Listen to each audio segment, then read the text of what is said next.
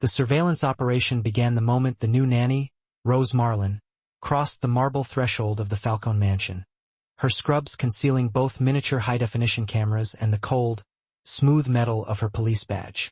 The Mafia capo, Nico Falini, had spared no expense, installing cutting-edge monitoring systems designed to confirm her inevitable treachery.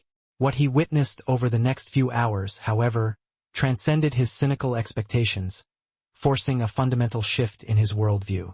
She wasn't an enemy agent. She was tending to the broken parts of his life, saving the children everyone else, including their own father, had quietly abandoned. Nico Falini trusted no one anymore. Not since the evening 3 months prior at Gardano's trattoria, a night defined by shattering glass, the metallic tang of gunpowder, and the indelible sound of his children's tiny bodies collapsing onto the mosaic floor like discarded, ruined dolls. Now he occupied his fortress office, the heavy scent of unsipped bourbon hanging stagnant over the polished mahogany desk. His gaze locked onto 6 wall-mounted security monitors with the predatory focus of a hawk tracking distant prey. These cameras were the pinnacle of surveillance technology, hidden deep within fixtures, costing more than most families earned in a decade. They covered every shadowed corridor of his sprawling estate, concentrating most intensely on the isolated East Wing where his twin son and daughter slept, and where the newest caregiver was currently at work. Mr. Falcon, Dante, his head of security and shadow, waited for the silent nod before entering. The background check is complete. Clean as fresh linen. Rose Marlin, 32 years old, born and raised in South Philadelphia. Licensed pediatric nurse with highly specialized training in traumatic physical rehabilitation. 5 years at Children's Hospital, 2 years in upscale private care. 0 criminal history. Not a single disciplinary action or suspension. Too clean? Nico muttered, the muscle twitching near his hard jaw, his dark eyes refusing to leave the glowing screens. Sir, nobody is that clean, Dante responded, his tone carefully calibrated. Especially not anyone willing to work inside the gilded cage of this house. Nico finally lifted his gaze. His face was a mask of granite, etched now with deep lines of exhaustion and the visible souvenirs of betrayal. A crescent scar crossing his left cheekbone, and another jagged line disappearing beneath the crisp collar of his custom shirt.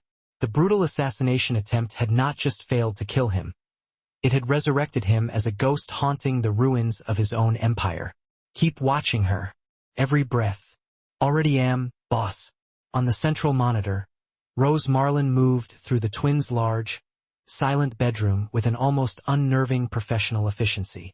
Her appearance was deliberately nondescript, the kind that prompted dismissal. Brown hair tightly secured in a severe bun, makeup barely present, standard-issue scrubs that obscured her figure. Nothing remarkable, nothing remotely threatening. This calculated neutrality was precisely what heightened Nico's suspicion. He had burned through 4 caregivers in the past 90 days. The first vanished after 48 hours, hysterical that the mansion felt less like a home and more like a fortress prison. The second was caught trying to photograph the safe concealed behind his desk. The third couldn't cope with Marco's relentless night terrors.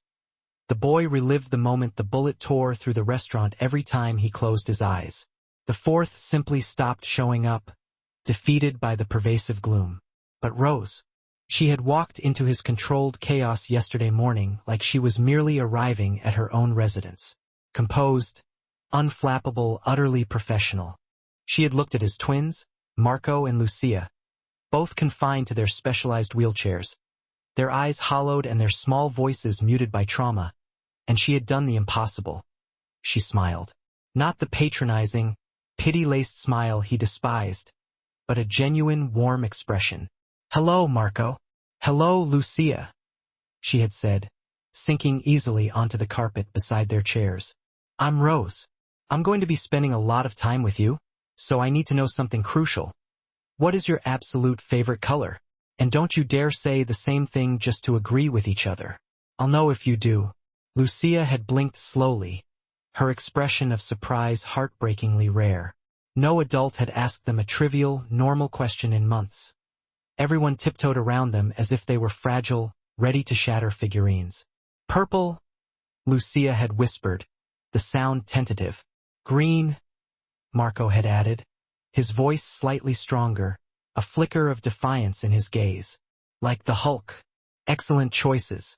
I personally prefer orange, which everyone claims is weird, but I don't care. Rose then produced 2 small, cloth-bound notebooks from her clinical bag. These are yours. Private journals. You can write or draw anything you want inside, and absolutely no one gets to see them unless you explicitly say so. Not even me. Not even your dad. Deal? The twins had exchanged a meaningful glance, and then, impossibly, they smiled. Nico had witnessed the entire exchange from the dimly lit doorway, his hand instinctively gripping the silenced weapon holstered beneath his expensive jacket. Something about her was fundamentally wrong. Too empathetic. Too perfectly adapted to the situation. Now, 12 hours later, the timestamp read 11:47 p.m. The children should have been in deep sleep, but Rose had requested permission to stay late for the initial night, stressing the critical importance of establishing a strict, stabilizing routine. Nico had agreed, primarily because it yielded more footage for him to obsessively analyze. On screen, Rose was meticulously manipulating Lucia's left leg. She bent the knee, performed a precise rotation of the ankle, and applied careful pressure to specific points along the calf muscle. Her lips moved constantly, murmuring instructions Nico couldn't initially decipher. He cranked the audio gain on the monitor. Flexor hallucis longus. Tibialis posterior. Now we activate the peroneal nerve. Rose's voice was detached, utterly clinical, far too medical for a general caregiver. Feel that warmth, Lucia? That's your body remembering. It desperately wants to work. We just have to relentlessly remind it how. Nico leaned so far forward his chest hit the edge of the desk. The team of expensive specialists had been unanimous. Nerve regeneration was highly improbable. Possible, yes, but overwhelmingly unlikely. They had used sanitized, defeatist terms like significant damage, permanent paralysis, and quality of life adjustments. Rose then produced a small, sophisticated device that looked like a custom-modified TENS unit, the type used for deep muscle and nerve stimulation. She attached tiny electrodes to Lucia's foot with practiced, efficient grace. This might tingle, she cautioned. Tell me immediately if it crosses into pain. It tickles, Lucia exclaimed, erupting into genuine, bright giggles. Nico realized with a sickening jolt that he could not remember the last time he had heard that sound from his daughter. Rose adjusted the settings on the unit. Good. That means the nerve endings are finally responding. We are going to do this every night. Okay. For you and Marco both. It's going to demand time and persistence.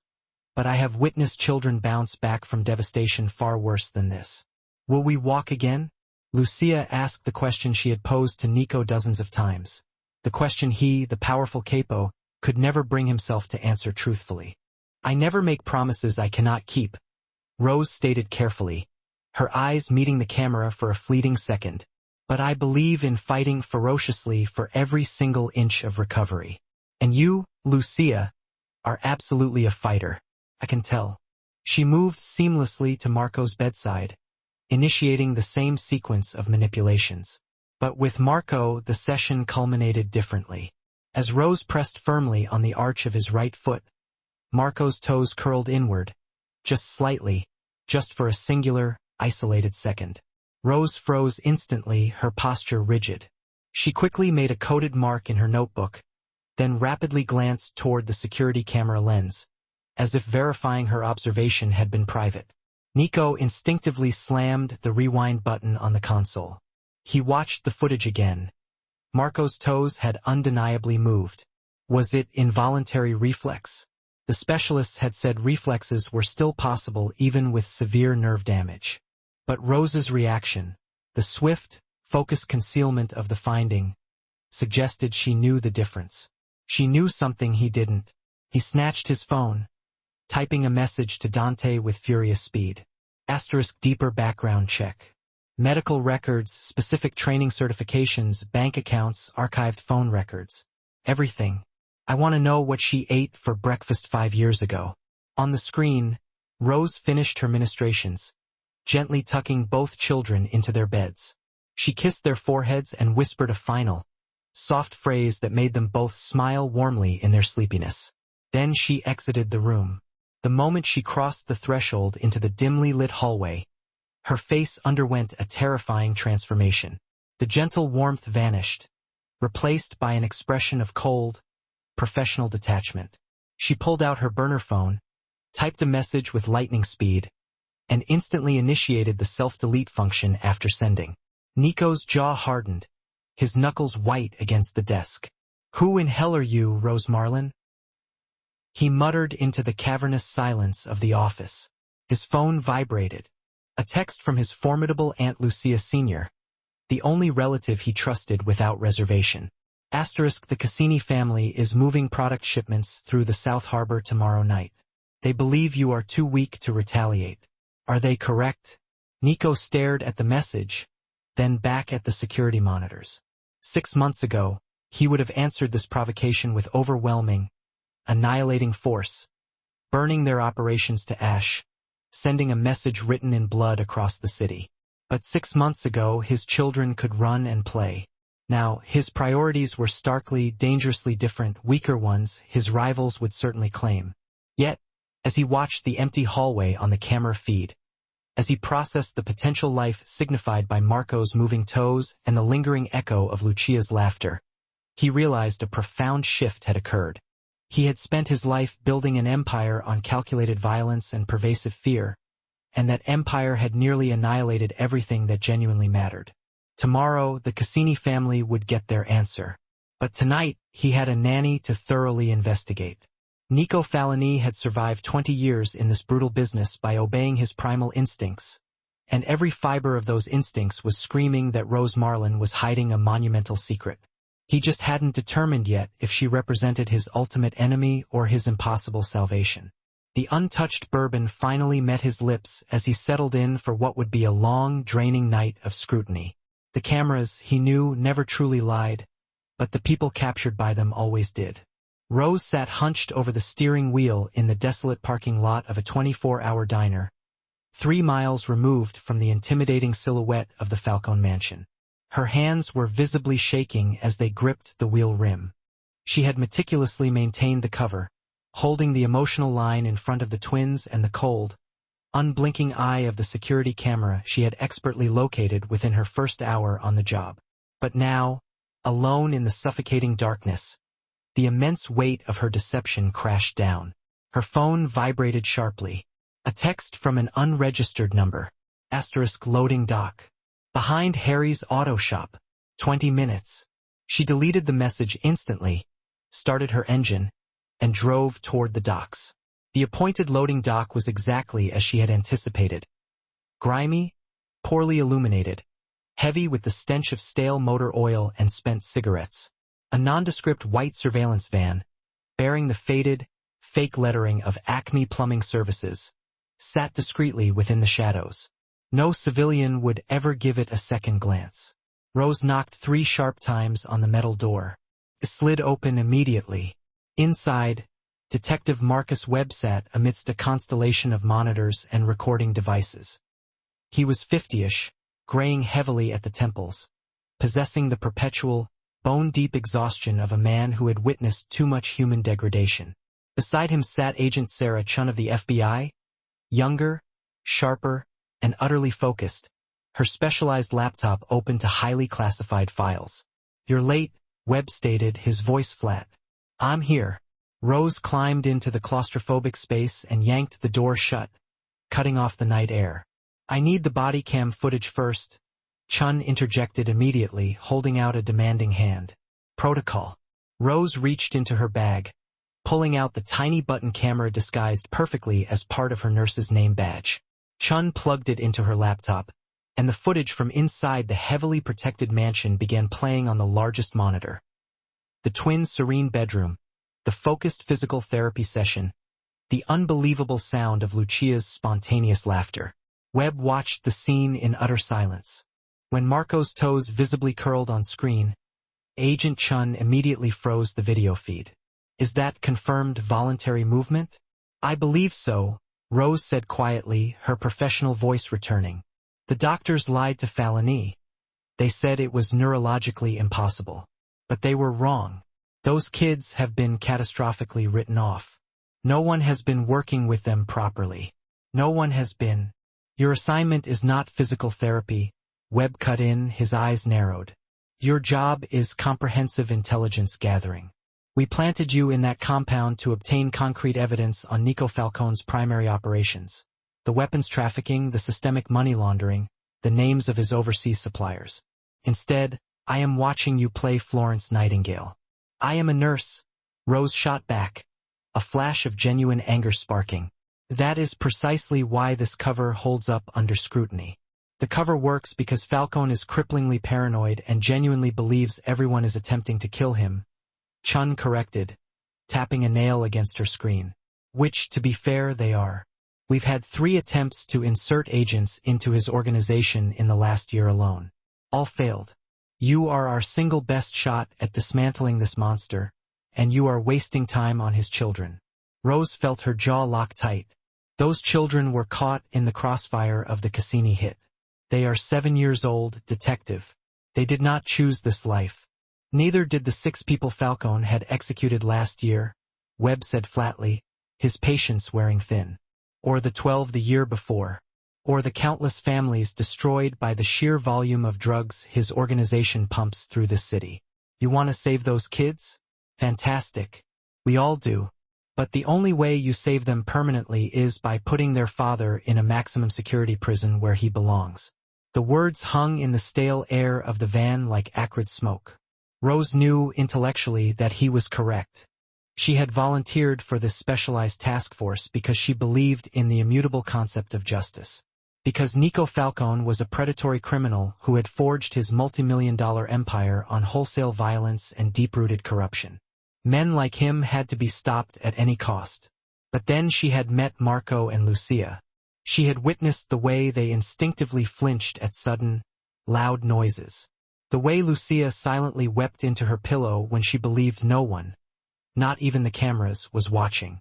The way Marco persistently asked if the bad men were coming back to finish the job. They were victims, too, perhaps the most profoundly damaged. And they were deteriorating rapidly inside that prison house, surrounded by armed soldiers and their father's crushing paranoia, with no one truly fighting for their healing. I can perform both duties, Rose said finally, her voice resolute. I can procure the evidence you require and, simultaneously, help these children. Chun closed her laptop with a decisive snap. You are crossing the line. You are getting emotionally involved. That is exactly what we feared. I am executing my assignment. Your assignment, Webb said, leaning forward until his face filled her vision, is about to drastically change. We received a court order this morning. A federal judge signed off on an expanded warrant. We are no longer solely gathering intelligence. We are transitioning toward immediate arrest, which means we require concrete, undeniable evidence within the next 30 days, or we pull you out immediately. 30 days? Rose's stomach plummeted. That is not nearly enough time to what? To fix 2 paralyzed children? Webb's tone softened microscopically. Rose, I understand this is difficult, but those children have a massive team of doctors. They have resources we can only dream of accessing. What they absolutely do not have is a viable case against their father that will survive trial. That is the only reason you are in that house. Rose wanted desperately to argue, to tell them the high-priced doctors had given up, that resources were irrelevant without the proper application, that Marco's toes had moved and that meant everything. But she was a cop first. She had taken an oath to the law. What specifically do you need? She asked. Chun handed her a device, small and inconspicuous, no larger than a standard USB drive. Plant this in Falcone's main office. It will wirelessly clone his hard drive, financial records, encrypted communications, everything of substance. We also need you to document his precise meeting locations, identify his lieutenants by name, and record any explicit conversations concerning illegal activities. He has cameras everywhere, Rose reminded them, keeping her voice low. If he sees me anywhere near his private office. Then be smart, Webb instructed. You are Detective Rosanna Marlin. 6 years on the force, 2 commendations for exceptional performance, one of the best undercover operators we possess. You did not get assigned to the Falcon Task Force by accident. Rose took the device, feeling its feather-light weight in her palm. It was such a minuscule, insignificant object, yet it possessed the power to shatter a man's life and empire. There is something else, Chun added, pulling up a new file on her screen. We have actionable intel that the Cassini organization is planning another devastating hit soon. They want Falcon dead, and they are completely indifferent regarding collateral damage. The twins, Rose whispered, the realization chilling her. They could be in direct danger. Yes, which is precisely why we must move quickly. You get us the evidence we need, we arrest Falcon, and we place those children into protective custody where they will actually be safe. Rose nodded slowly, but her mind was violently racing. Protective custody meant the trauma of state-run foster care. It meant being ruthlessly separated from everything they had ever known, piling fresh trauma onto their already scarred young minds. 1 month, Webb repeated, his eyes drilling into hers.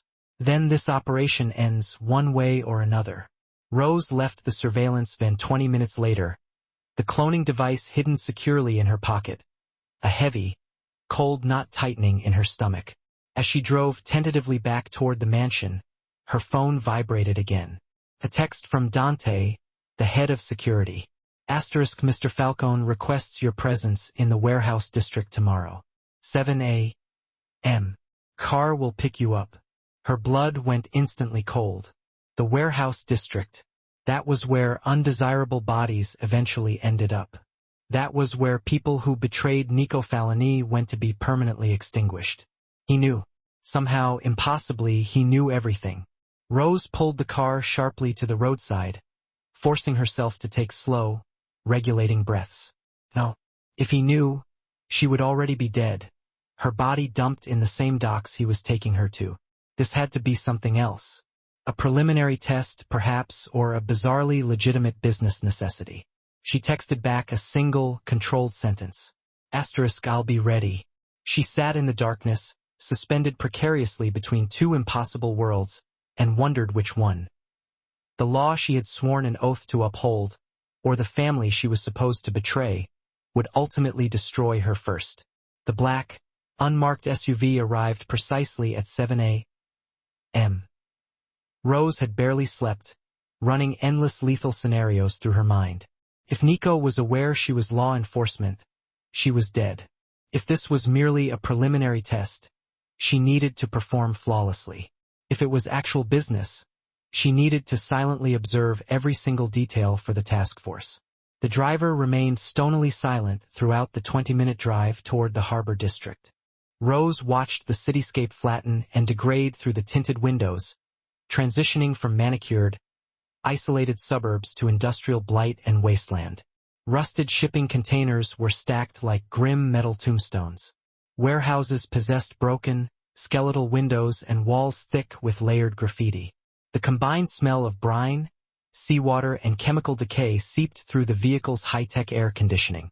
They pulled up to a windowless, utterly nondescript building near the edge of the docks. From its battered exterior, it appeared totally abandoned. But Rose, ever the detective, noted the brand-new military-grade locks, the small security cameras meticulously hidden in the eaves, and the fresh, deep tire tracks scored into the otherwise undisturbed gravel. Dante met her at the entrance. His face was a featureless mask, as always. Mr. Falani is inside. Follow me. Her heart hammered a chaotic rhythm against her ribs as she walked through the heavy, reinforced doorway. The warehouse interior was precisely what her worst fears had conjured. Concrete floors were stained deep, dark shades in places she dared not contemplate. Massive metal support beams towered overhead. Harsh fluorescent lighting that hummed and flickered like dying insects illuminated the central scene. In the center of the vast space, a single folding table was surrounded by 4 imposing figures. Nico Falani stood at the head, dressed in a bespoke black suit that likely cost more than her annual salary. To his immediate right sat an older woman with iron-gray hair pulled back into a severe, uncompromising bun. Rose recognized her instantly from surveillance photos as Lucia Falani Sr., Nico's powerful aunt and longtime chief advisor. To his left, a heavy-set man in his 40s with careful, assessing eyes, Vito Romano, the family's head of financial operations. And across from the table, Dante took up his silent, watchful position. "Miss Marlin," Nico said, his voice echoing unervingly in the empty space. "Thank you for coming." Rose forced her expression to remain perfectly neutral and professional. "Of course, Mr. Falani, though I am confused as to why you require my presence here. The twins are still asleep." Nico interrupted her, his gaze intense. "And being monitored meticulously by security. This meeting is about them." Indirectly, he gestured toward an empty folding chair. "Please sit." Every survival instinct screamed at Rose to bolt and run. But Detective Rosanna Marlin had never run from a challenge. She sat down, her back rigid. Nico remained standing, his dark eyes locked on her face. "I will be direct. I do not trust easily. I cannot afford that luxury. 3 months ago, someone tried to murder me and succeeded in destroying my children's lives. That makes me meticulously careful about who I permit near them." "I understand your position," Rose replied carefully. "Do you?" Lucia Sr. spoke for the first time, her voice sharp and brittle as broken glass. "Because from where this family sits, you are an absolute stranger who materialized at a remarkably convenient time, armed with impossibly impressive credentials." Too impressive, perhaps. Rose's pulse spiked, but she kept her facial muscles locked down. "I am a licensed pediatric nurse with highly specialized trauma expertise. Those credentials required years of dedicated effort to earn.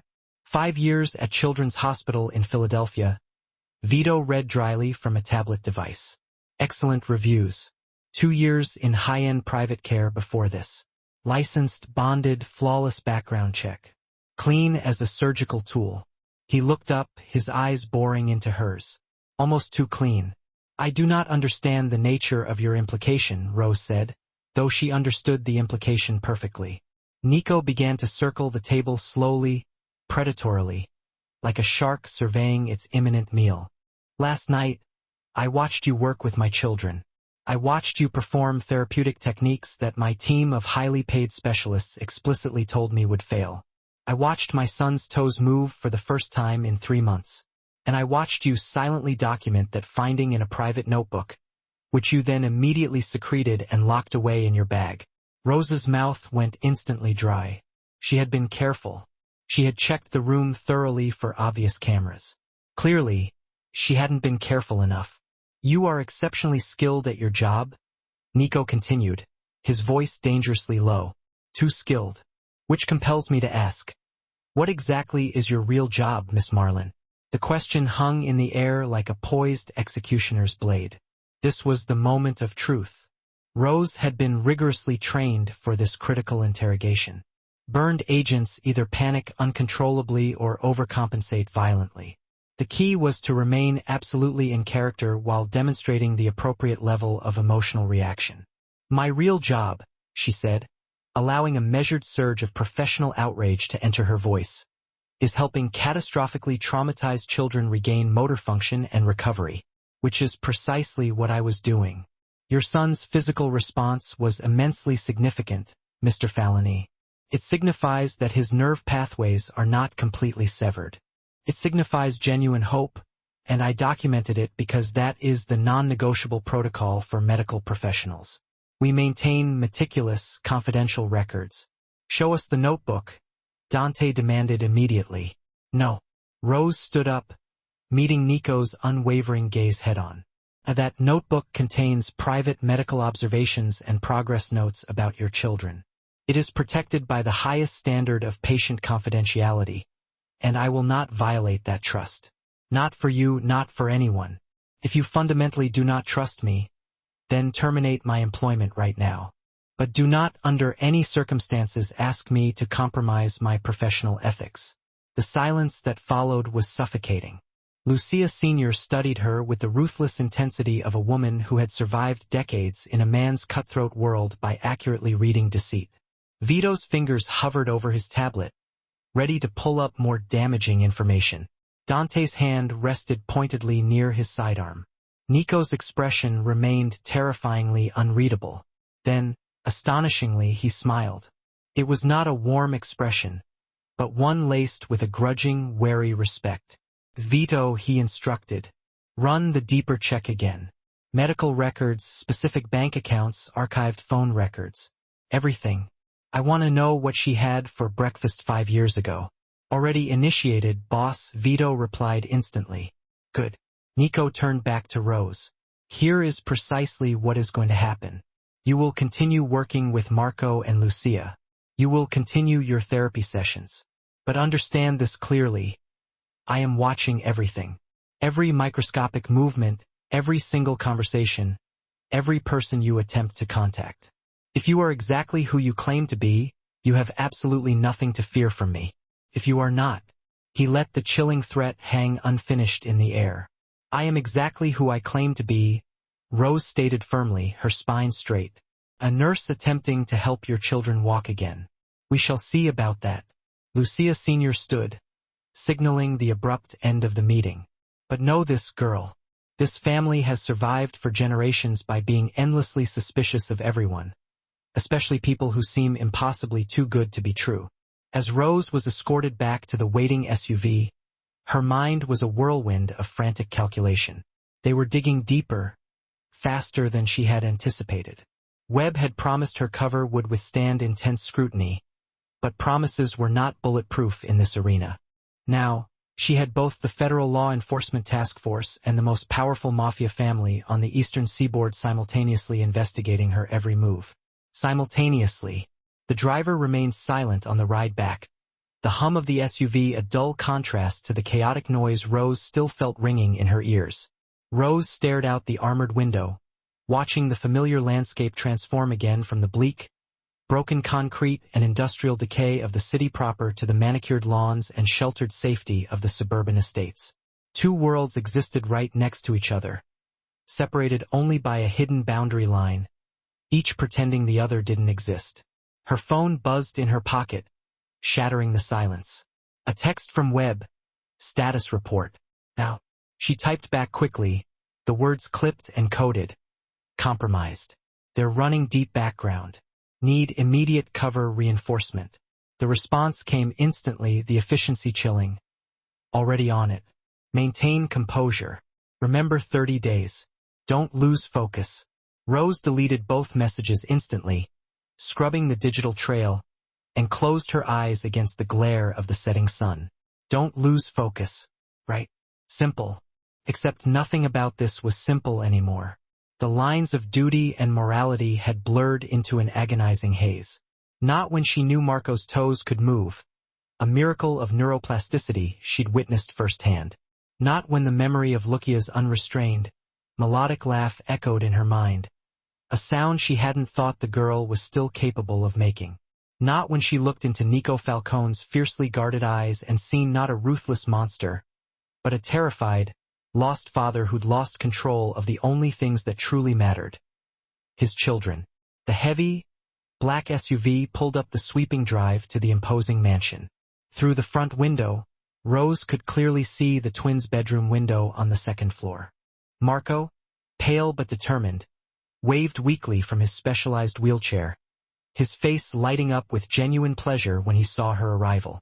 She waved back, the movement automatic, forcing a bright, convincing smile onto her face. The deadline loomed. 30 days to choose between saving 2 innocent children and stopping a brutal criminal empire built on decades of blood and fear. Rose was slowly and agonizingly beginning to realize she might not be able to achieve both. 3 days after the initial tense warehouse meeting, Rose had successfully convinced Nico to let her take the twins outside. Not just into the enclosed mansion gardens, but off the property entirely, to a specialized therapy garden attached to St. Mary's Children's Rehabilitation Center, located 40 minutes from the mansion, a significant security risk. It's too exposed. Dante, the head of security, had argued vehemently during the security briefing. Too many variables. The risk assessment is unacceptable. They're children who've been locked inside these walls for 3 months. Rose countered. her voice firm and unwavering. They need sunlight, fresh air, tactile experiences, and normal, therapeutic interaction. You can send every guard you want, but I'm taking them to that garden tomorrow. It's medically necessary. Nico had watched the heated exchange from the shadow of his office doorway. His powerful arms crossed tightly over his chest, his expression unreadable. Finally, after a long, assessing silence, he nodded curtly. 3 security vehicles, 6 men. You deviate even 1 block from the approved route, we pull you back immediately. Understood? Fine, Rose agreed instantly, though her mind was already racing through contingency plans. 6 guards meant 6 potential witnesses. 6 people who might notice if she managed to plant the minuscule cloning device in Nico's office or the secure vault. 6 massive complications. But the arrangement also meant Webb couldn't complain she wasn't trying to access intelligence, even if she was moving slowly. And more importantly, it meant Marco and Lucia got to be kids again, even if just for a single, fleeting hour. Now standing in the serene therapy garden, bathed in the soft afternoon light, Rose watched the twins' weary faces transform. The garden was meticulously designed and beautiful, planned specifically for children with significant mobility challenges. There were raised beds built high at wheelchair height, overflowing with aromatic herbs and vibrant flowers. Smooth, wide, non-slip pathways connected the different areas. Textured walls featured various materials to encourage tactile stimulation. Smooth river stones, rough tree bark, and patches of soft, velvety moss. A small, gentle fountain bubbled in the center, its sound peaceful and rhythmic rather than overwhelming. "Can we touch everything?" Lucia asked, her eyes wide with a fragile sense of wonder she hadn't displayed in months. "That's exactly what we're here for," Rose said, smiling, wheeling her closer to a raised bed of intensely purple lavender. "Close your eyes. Tell me what you feel, what you smell." Lucia reached out tentatively, running her small, delicate fingers through the fragrant purple blooms. "It's soft, and it smells like Grandma's closet used to smell. Before the assassination attempt, before everything changed." Rose instantly saw the shadow of memory and loss cross Lucia's face and quickly redirected the activity. "That's lavender. People use it to help them relax and sleep better. Now, want to try something completely different?" She wheeled both twins over to the texture wall where a section of rigid, rough tree bark contrasted sharply with highly polished marble and abrasive, rough sandstone. Marco pressed his small palm against the cool bark, then the stone, thoughtfully comparing the sensations. "The bark feels like it's alive," he said quietly, focused. "Like it has tiny grooves and winding patterns. The stone is cold and flat and hard." "Exactly," Rose said, kneeling down to be at their eye level. "Your hands are giving your brain vital information. Now let's see if we can get your feet to do the same thing." She'd brought a shallow, custom-made tray filled with different therapeutic materials. Fine sand, smooth, polished pebbles, dried beans, and soft velvet fabric. Carefully, she removed Marco's shoes and socks, gently lowering his sensitive feet into the warm sand. She'd done this specific exercise with dozens of paralyzed patients, but it always felt like a moment of medical magic, watching the brain begin to relearn what the body had suddenly forgotten. "Can you feel that?" she asked, watching his reaction intently. Marco's brow furrowed slightly in deep concentration. I don't know. Maybe a little." Rose moved his foot slowly through the sand, creating gentle resistance and pressure. "Don't think about forcing yourself to move. Just concentrate on feeling the temperature, the texture. Let your brain remember." Around them, 6 heavily armed security guards stood in seemingly casual, strategic positions. Rose spotted them immediately, noticing their forced attempts to look innocuous. One was pretending to read a forgotten newspaper on a nearby bench.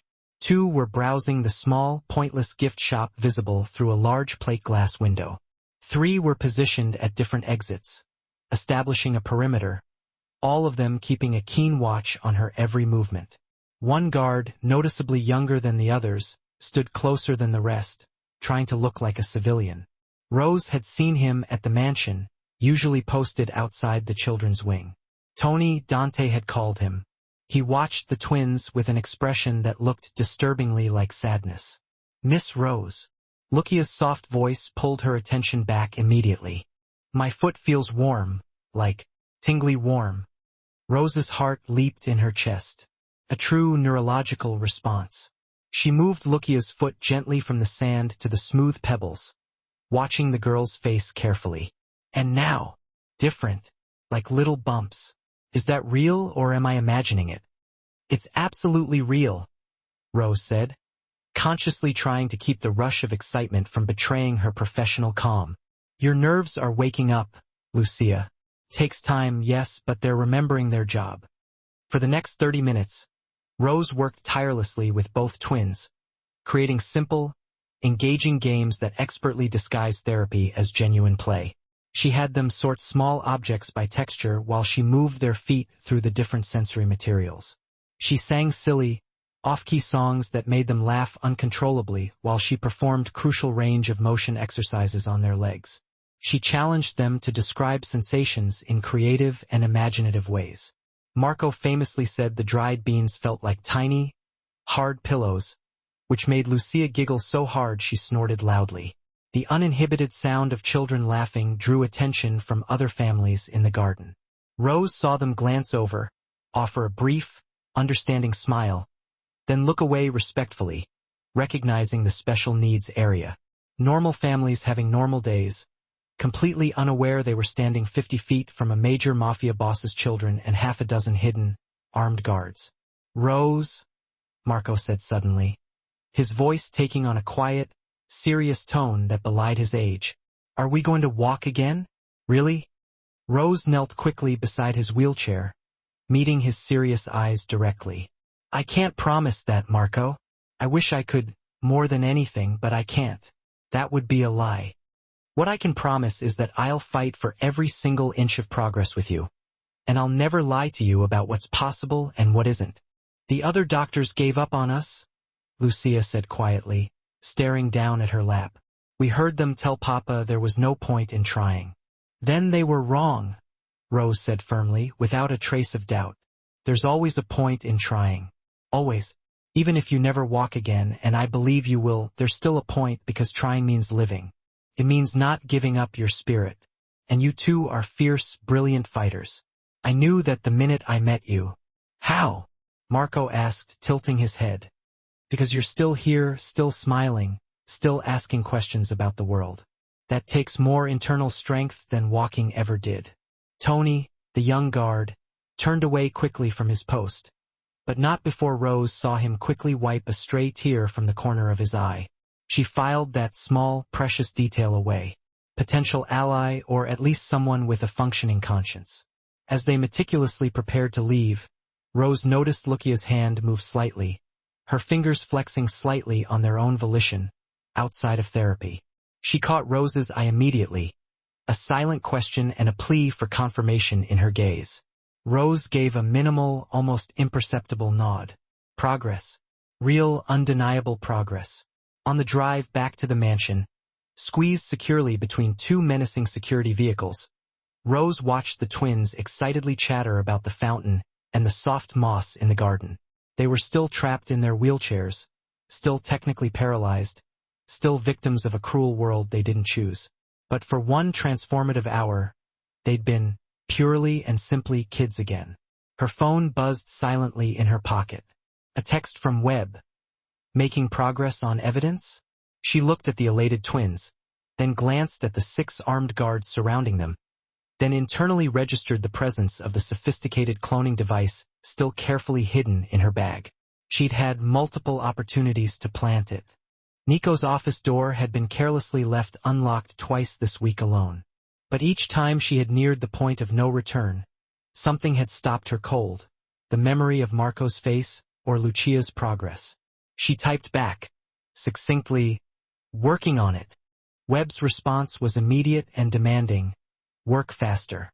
26 days left. Rose deleted the messages and stared out the window, the conflict heavy on her chest. 26 days to destroy a family that was, however fractured, finding a way to heal. 26 days to save 2 children from their dangerous father. Even though their father was the only parent, the only protector they had left in the world. 26 days to figure out which side of the law she truly stood on when the law threatened to inflict the deepest trauma. Beside her, Lucia reached over and gave Rose's hand a grateful, small squeeze. "Thank you for today," she whispered, her voice thick with emotion. "It was the best day since everything happened." Rose squeezed back fiercely, her throat suddenly tight and dry. "You're welcome, sweetheart." Through the rearview mirror, she caught Tony's eyes. He'd definitely heard the exchange. For just a fleeting moment, something passed between them, an understanding that they were both trapped within a world of organized violence, desperately trying to protect something fragile and innocent. Then the moment dissolved, and they were just a guard and a target again. But Rose filed the moment away because, in 26 days, she knew she might desperately need every ally she could find. It was 2:47 a.m. when Nico Falcone finally admitted to himself, deep in the solitude of his office, that he wasn't looking for concrete evidence of betrayal anymore.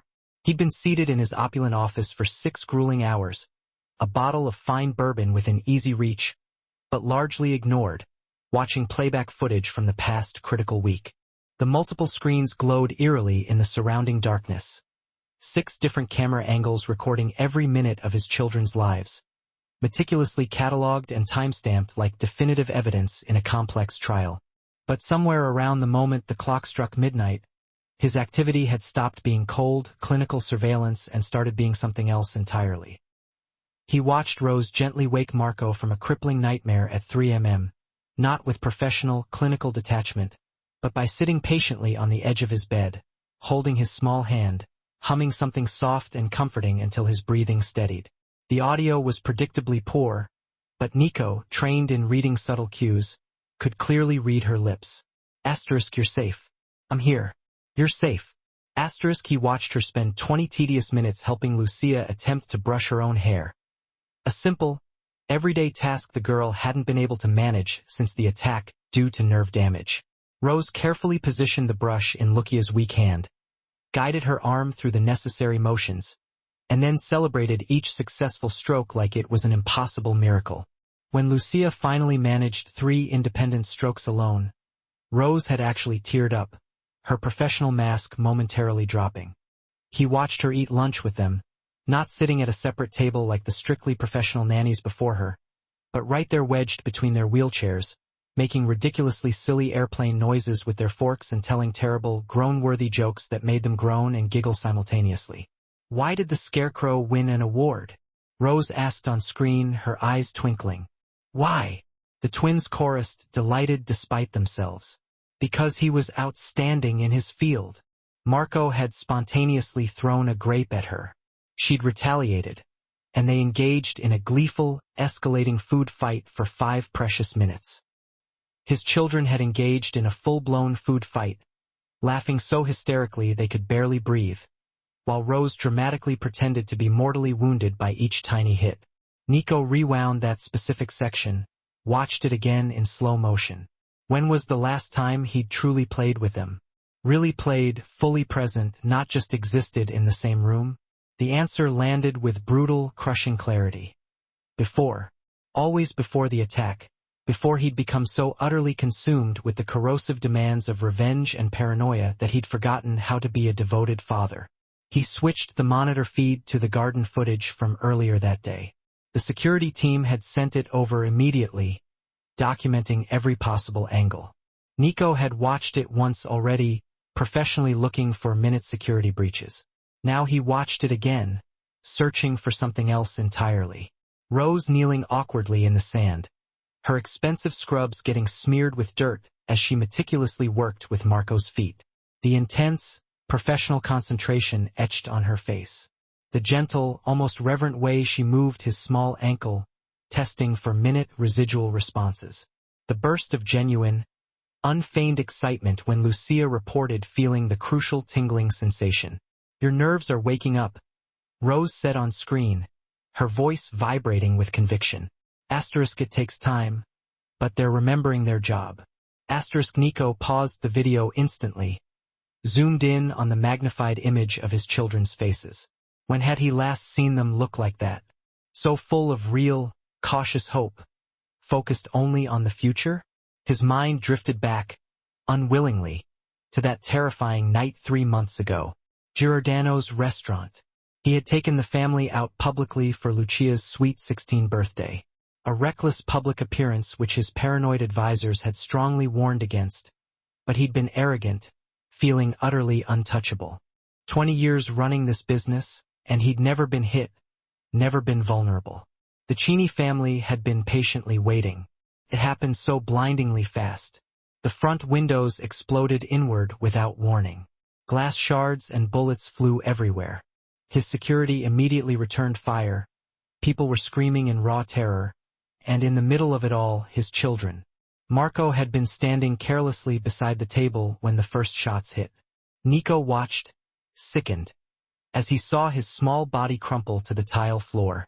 Lucia had frantically tried to run to her brother and caught the devastating ricochet that permanently severed her spinal cord. Nico had killed 3 men that night with his bare, bloodied hands. His security had killed 5 more, but the retribution didn't matter. The devastating damage was done. The doctors had been blunt and unforgiving. Severe spinal trauma, extensive nerve damage, permanent paralysis likely. They'd recommended accepting the new, harsh reality, adjusting expectations, learning to cope with the immense loss. And Nico had. He'd instantly turned his grief into a blazing, all-consuming rage, his profound guilt into a fortress of paranoia. He'd fortified the mansion until it was an armed bunker, tripled his security, started planning a revenge operation against the sinners so elaborate and brutal it would take months to fully execute. But he hadn't held his children, hadn't sat with them through the nights, hadn't let them see him cry or break down. He'd been too deeply afraid. Afraid that if he acknowledged how badly he'd failed them, if he let himself feel the full, crushing weight of his guilt, it would utterly destroy him. So instead, he'd hired nannies, professional distance, clinical care, people who could competently do what he couldn't. Actually be emotionally present for Marco and Lucia. And then Rose had arrived. Nico switched to a different camera angle. Rose sitting quietly between the twins' beds after they'd fallen asleep, updating her mysterious, leather-bound notebook. He'd had his tech experts try repeatedly to hack it, but it was military-grade encrypted. Whatever she was diligently documenting, she was deadly serious about keeping it private. His phone buzzed again, pulling him from the loop. A text from Vito, his chief lieutenant. Deep background check complete. Sending full report now. Nico's laptop chimed softly. He opened the file immediately, bracing himself, fully expecting to find definitive proof of Rose's deception. Proof that his paranoid instincts were right, that she was simply too good to be true to be genuine. Instead, he found exactly what she had claimed. Rosanna Marlin, 32, born in Philadelphia. Parents deceased. Father died tragically of fast-moving cancer when she was 19. Mother in a devastating car accident when she was 24. No siblings. Put herself through nursing school working grueling double shifts to survive.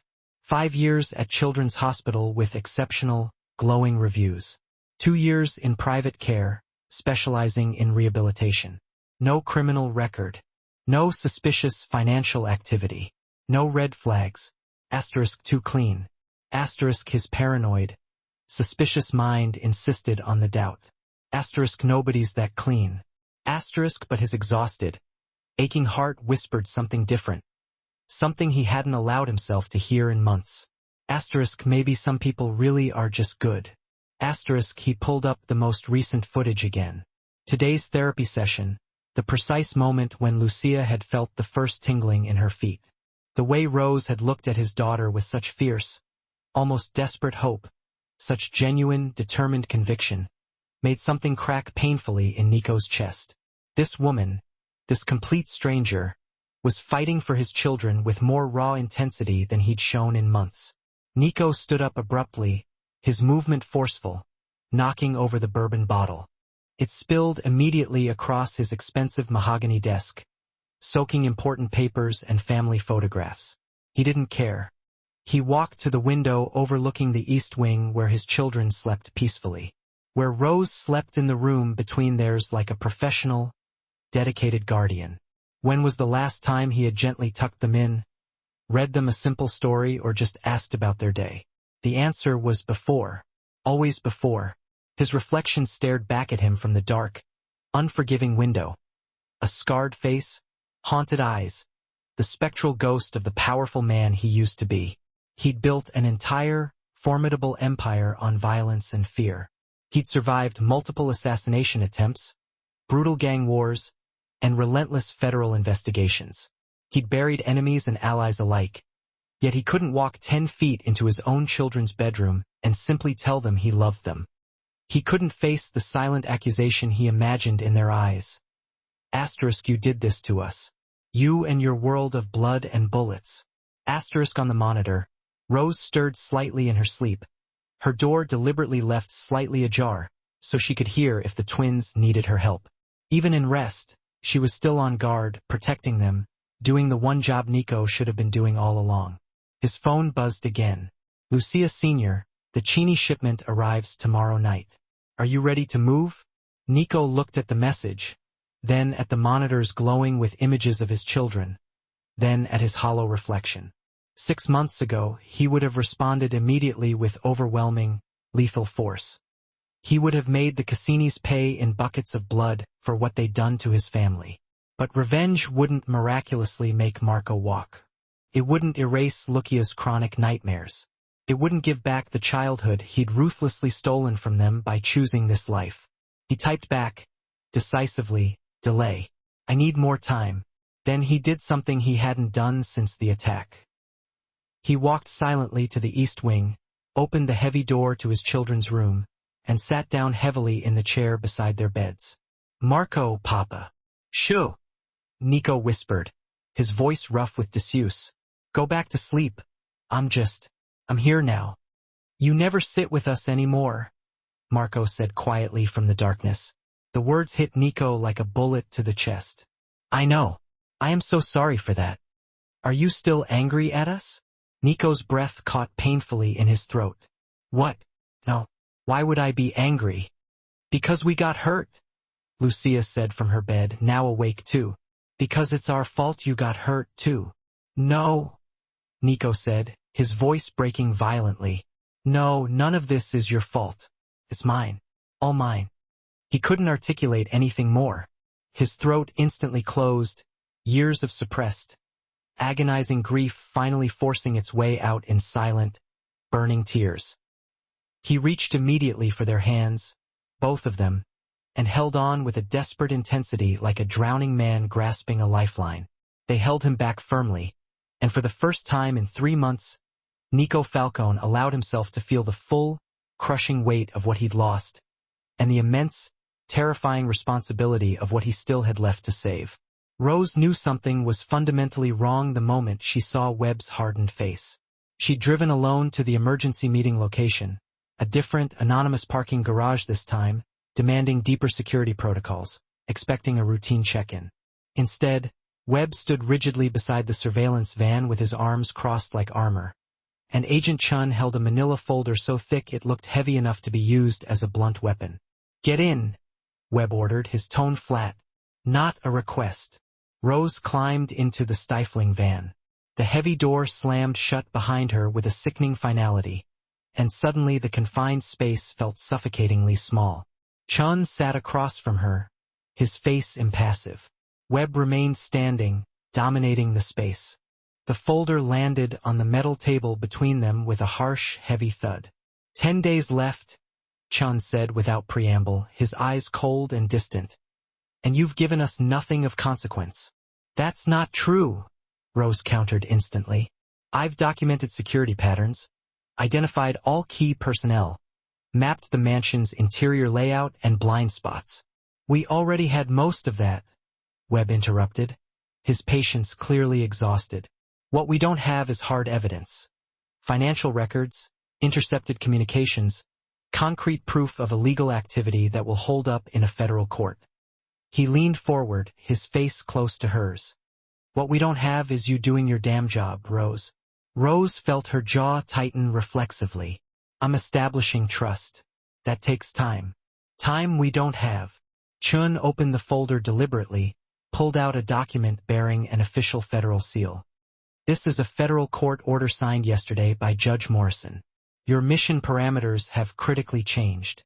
You're no longer on intelligence gathering. You're on arrest preparation. The words hit Rose like a shock of ice water. What does that mean? It means, Webb said, his voice dropping slightly, that we have credible intelligence that the Cassini family is planning another attack soon. Multiple targets, including the Falcone mansion, which means we need to move on Nico Falcone now before this turns into a full-scale war that kills innocent people. The twins? Rose whispered, the blood draining from her face. They could be caught in the crossfire. Yes, along with you, the security staff, and anyone else left in that house, Chun confirmed clinically. When the Sinus make their coordinated move, it will be overwhelming. Chin pulled out more documents, surveillance photos, transcripts of intercepted communications, tactical maps of the estate. We've identified 3 potential attack vectors. The mansion security is good, but not good enough to stop a coordinated, sustained assault. Rose stared numbly at the grainy photos. Men with military-grade guns, blueprints of the mansion layout, and ominous red X marks carefully placed over the children's second-floor wing. So we arrest Falcone, Webb continued, providing the solution. And we put those kids into protective custody where they'll actually be safe. Away from the violence. Away from the permanent target painted on their backs. Just from being his children. Protective custody means foster care, Rose said, the reality sickening her. It means separating them from everything they know. From their only surviving father. From their home. From their crucial recovery program. From a criminal enterprise built on the foundation of drugs and murder. Chun cut in sharply, his voice devoid of sympathy. Rose, I know you've gotten attached. That's a natural emotional response. But those children deserve better than being raised by a mobster in a fortified house full of guns, constantly waiting for the next assassination attempt. They deserve better than being ripped away from their father while they're still literally learning to feel their own feet again. Rose shot back, the emotion finally breaking through. Do you have any idea what that kind of devastating trauma would do to them emotionally? They've already been through hell. Which is precisely why we need to end this now, Webb said, his voice softening slightly, attempting to find common ground. Look, I get it. I have kids, too. But Nico Falcone isn't some misunderstood father figure. He's a ruthless killer. The file on him is 12 inches thick. Murders, racketeering, witness intimidation, drug trafficking. He's destroyed countless families. Rose, how many other kids are suffering right now because of what he does? The question hung in the air, heavy and undeniable with truth.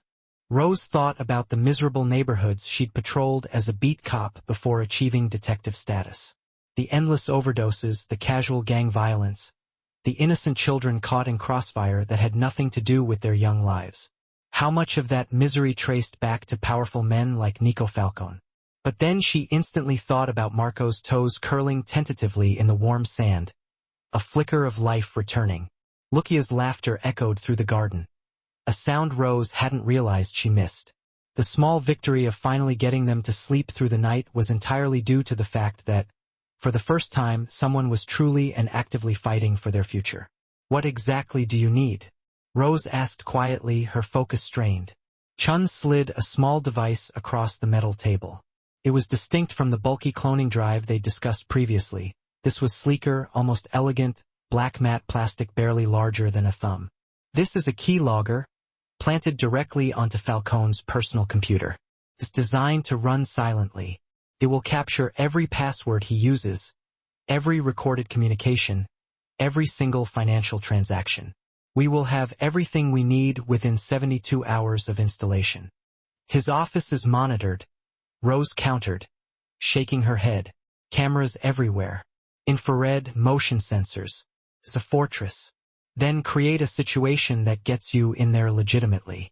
Webb's voice was flat, devoid of sympathy.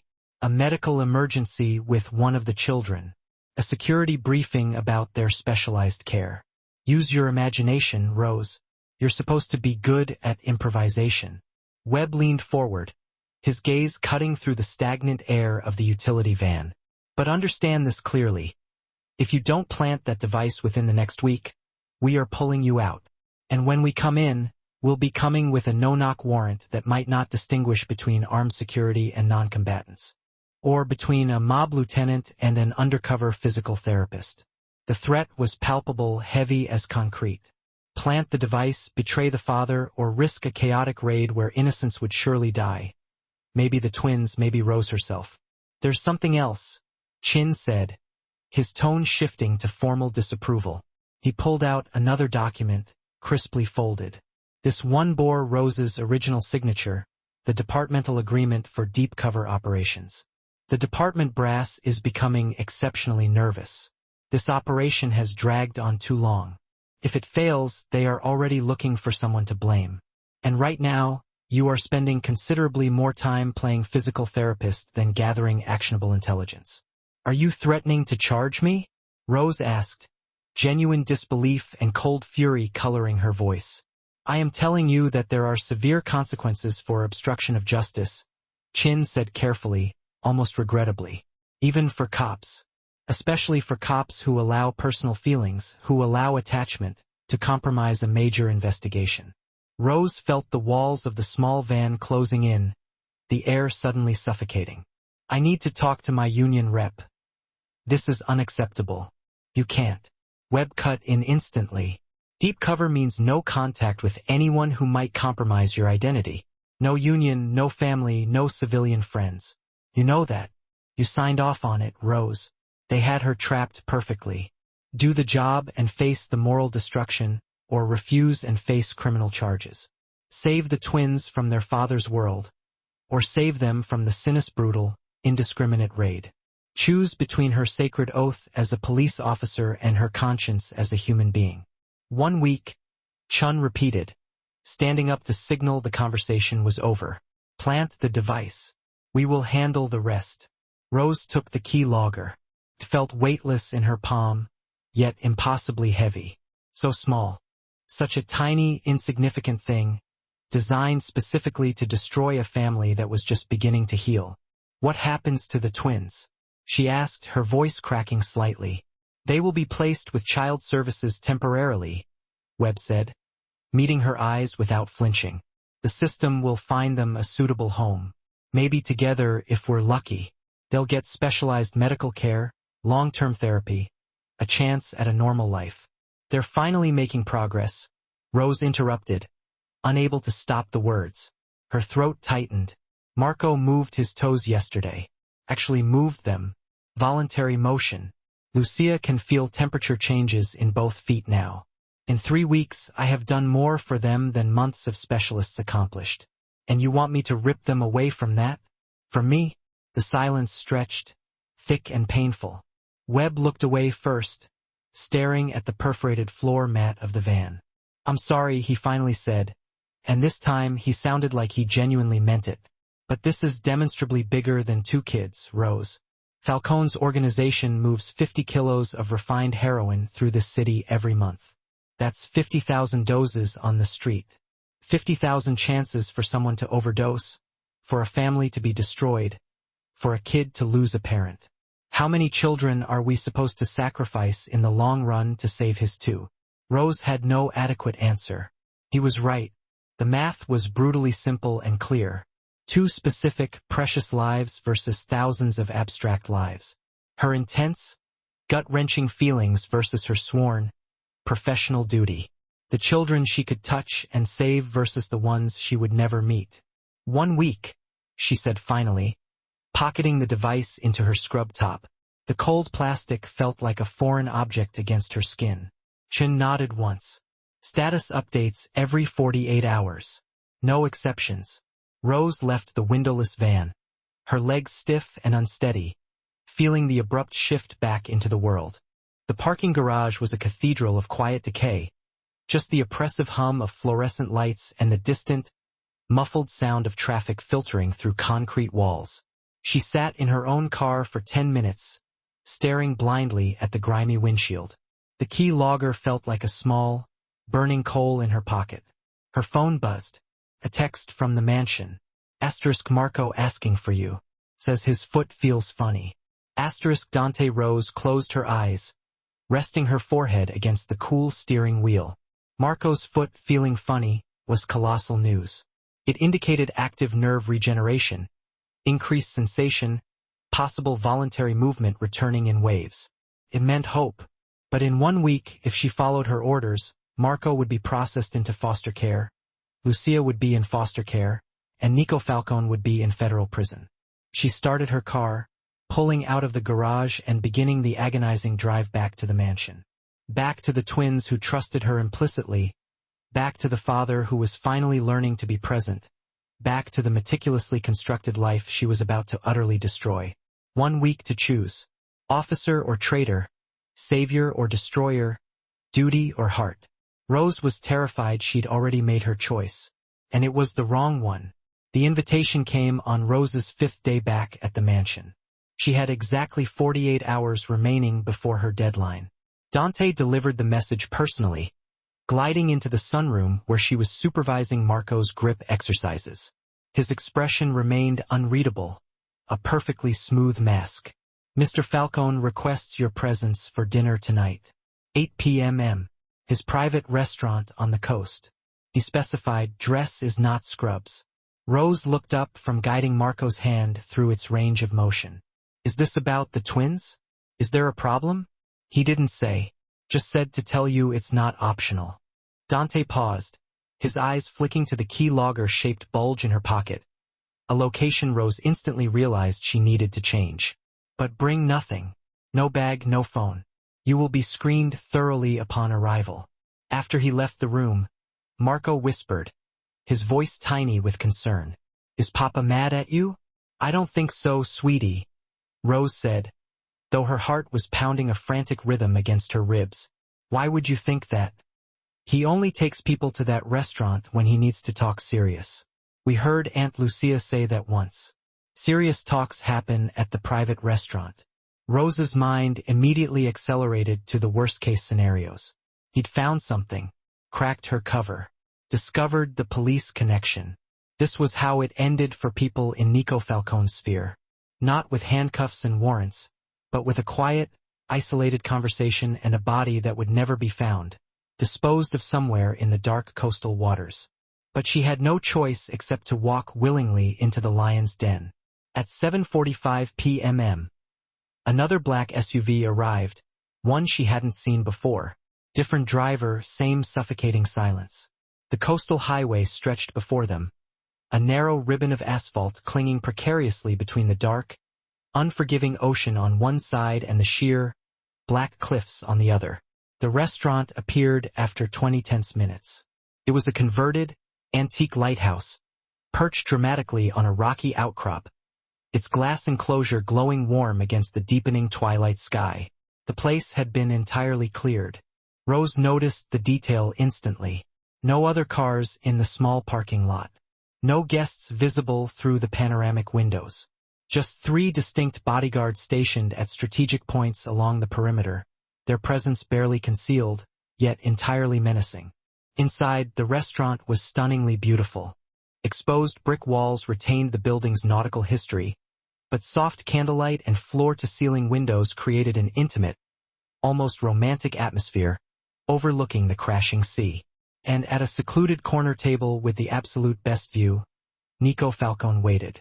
He stood when she entered the room, a small gesture that surprised her and felt deeply unsettling.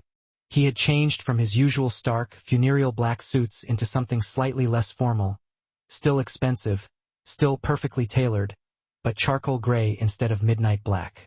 It was almost like he was trying deliberately to seem less threatening. It failed spectacularly.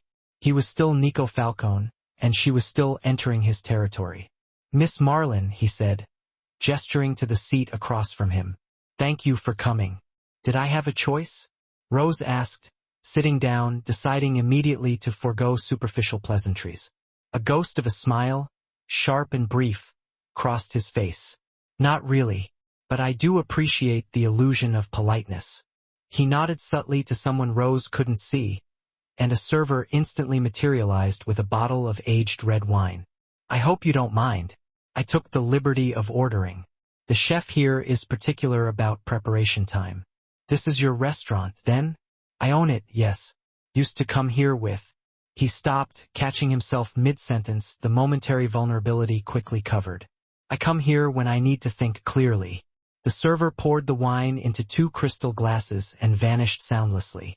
They were alone, or as alone as 2 people could possibly be, with armed guards stationed outside every exit. Rose waited. Let him set the pace, let him make the first move. Nico studied her for a long moment, the candlelight reflecting in his dark eyes, before he finally spoke. "Marco walked 3 steps yesterday." Rose's breath caught in her throat. "What? After you left for the evening?" "I was sitting with them, something I've been trying to do more often, as you suggested, and he asked if he could try. Said his legs felt tingly, like they were waking up from being asleep." Nico's voice carried an emotion Rose couldn't quite identify, a complex blend of wonder and residual fear. "He held on to the parallel bars we installed in the gym, and he took 3 steps. His legs shook violently. He nearly fell twice. But he walked." "That's incredible," Rose said, and she truly meant it. 3 steps. 3 impossible, miraculous steps achieved by sheer willpower. "Did you manage to video it?" "Every angle.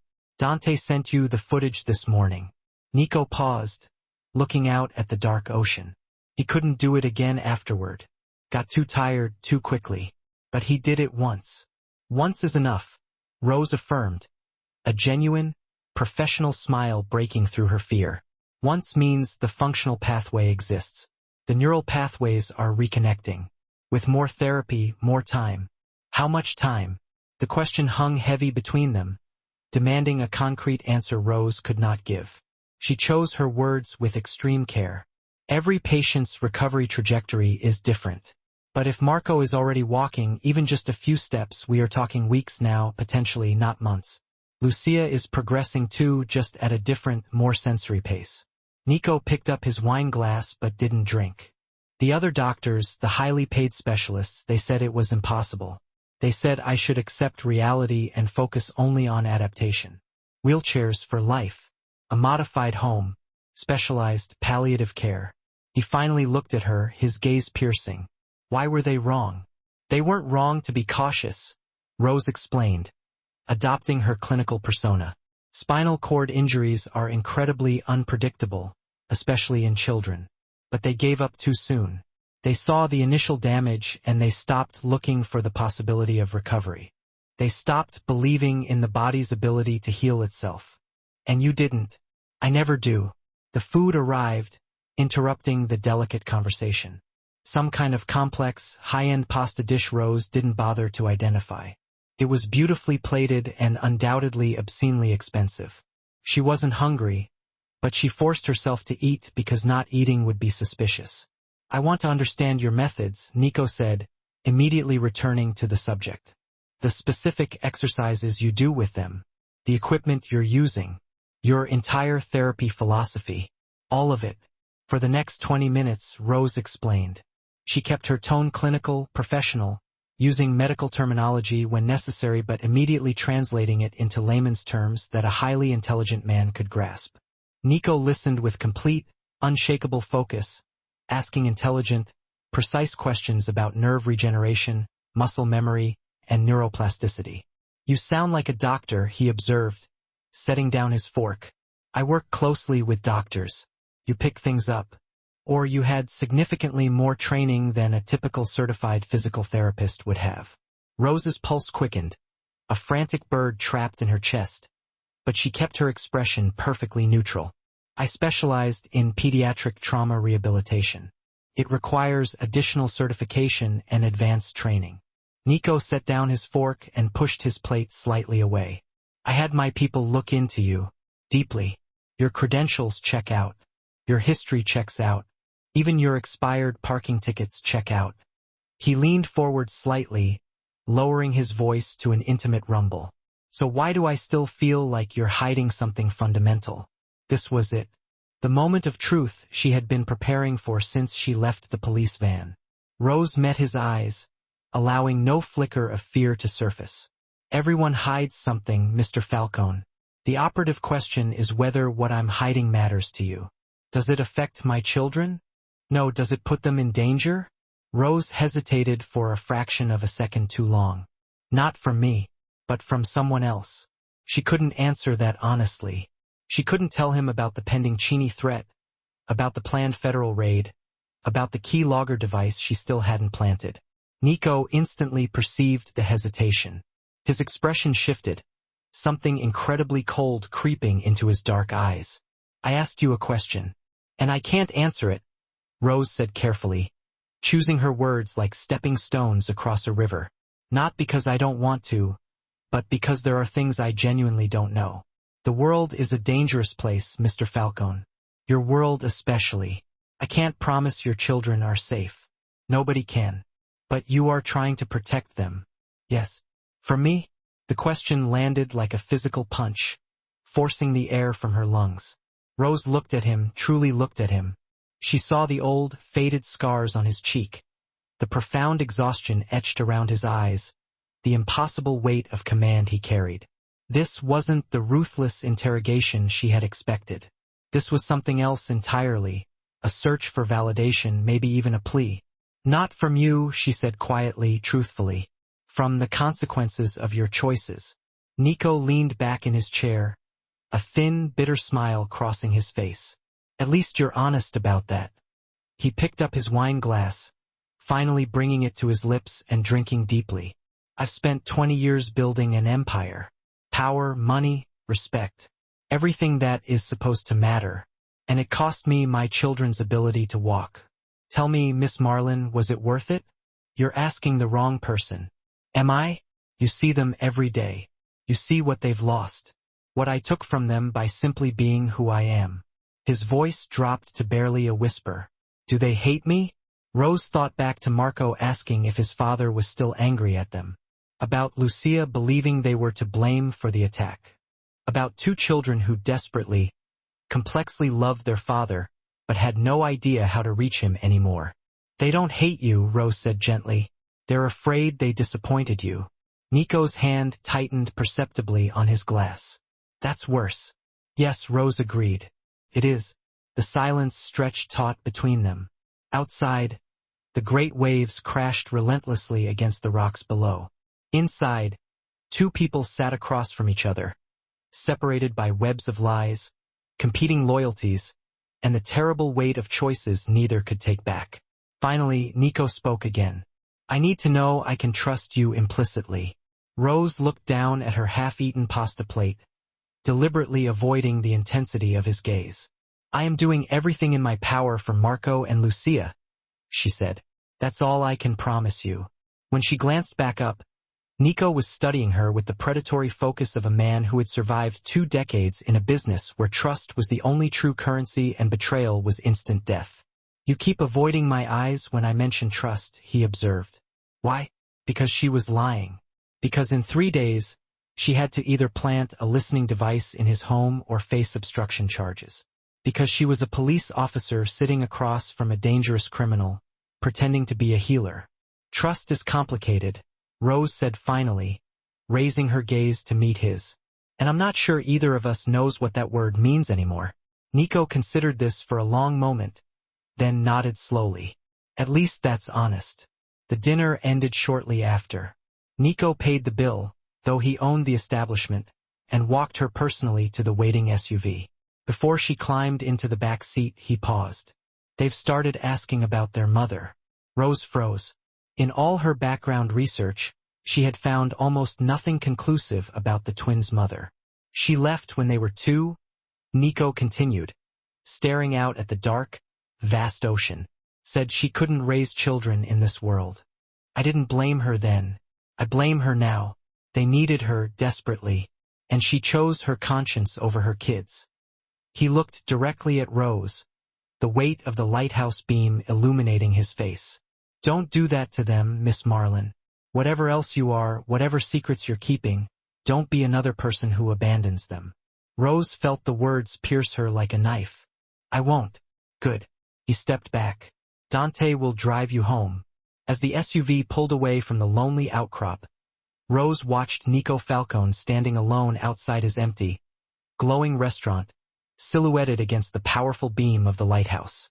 A supremely powerful man who had realized too late that power could not protect the things that actually mattered.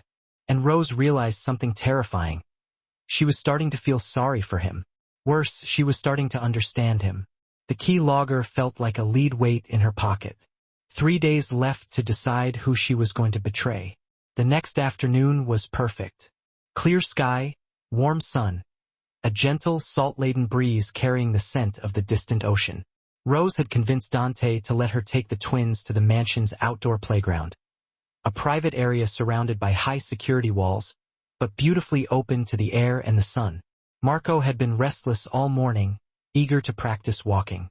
He'd managed 5 steps that morning, then 7. Each attempt left him exhausted and shaking, but the fierce determination in his eyes was a testament to his recovery. Lucia was progressing too, reporting sensation up to her knees now, sometimes feeling when Rose touched her thigh. They desperately needed sunshine, fresh air, a sense of normal childhood. Just 30 minutes. Dante had conceded, positioning 3 guards visibly around the perimeter and demanding they stay strictly within camera range.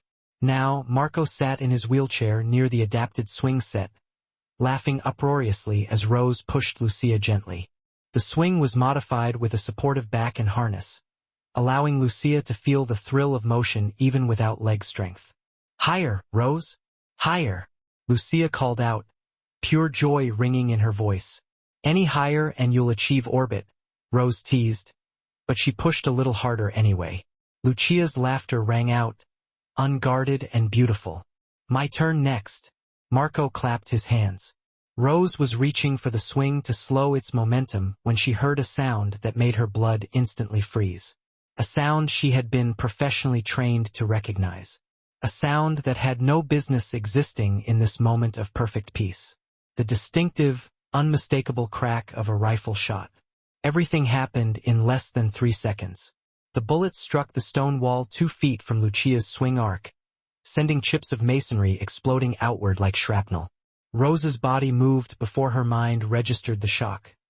Tactical training from another, buried life instantly taking control. She threw herself at Lucia, ripping the harness release mechanism as she yanked the girl violently from the swinging seat. "Down!" Rose screamed, diving hard behind a large, decorative stone lion statue that bordered the playground. She landed hard. Lucia clutched tightly against her chest, and immediately twisted her neck to locate Marco. He was 10 feet away, frozen in his specialized wheelchair, his eyes wide, glazed with terror. More shots erupted. The peaceful playground disintegrated into a maelstrom of chaos.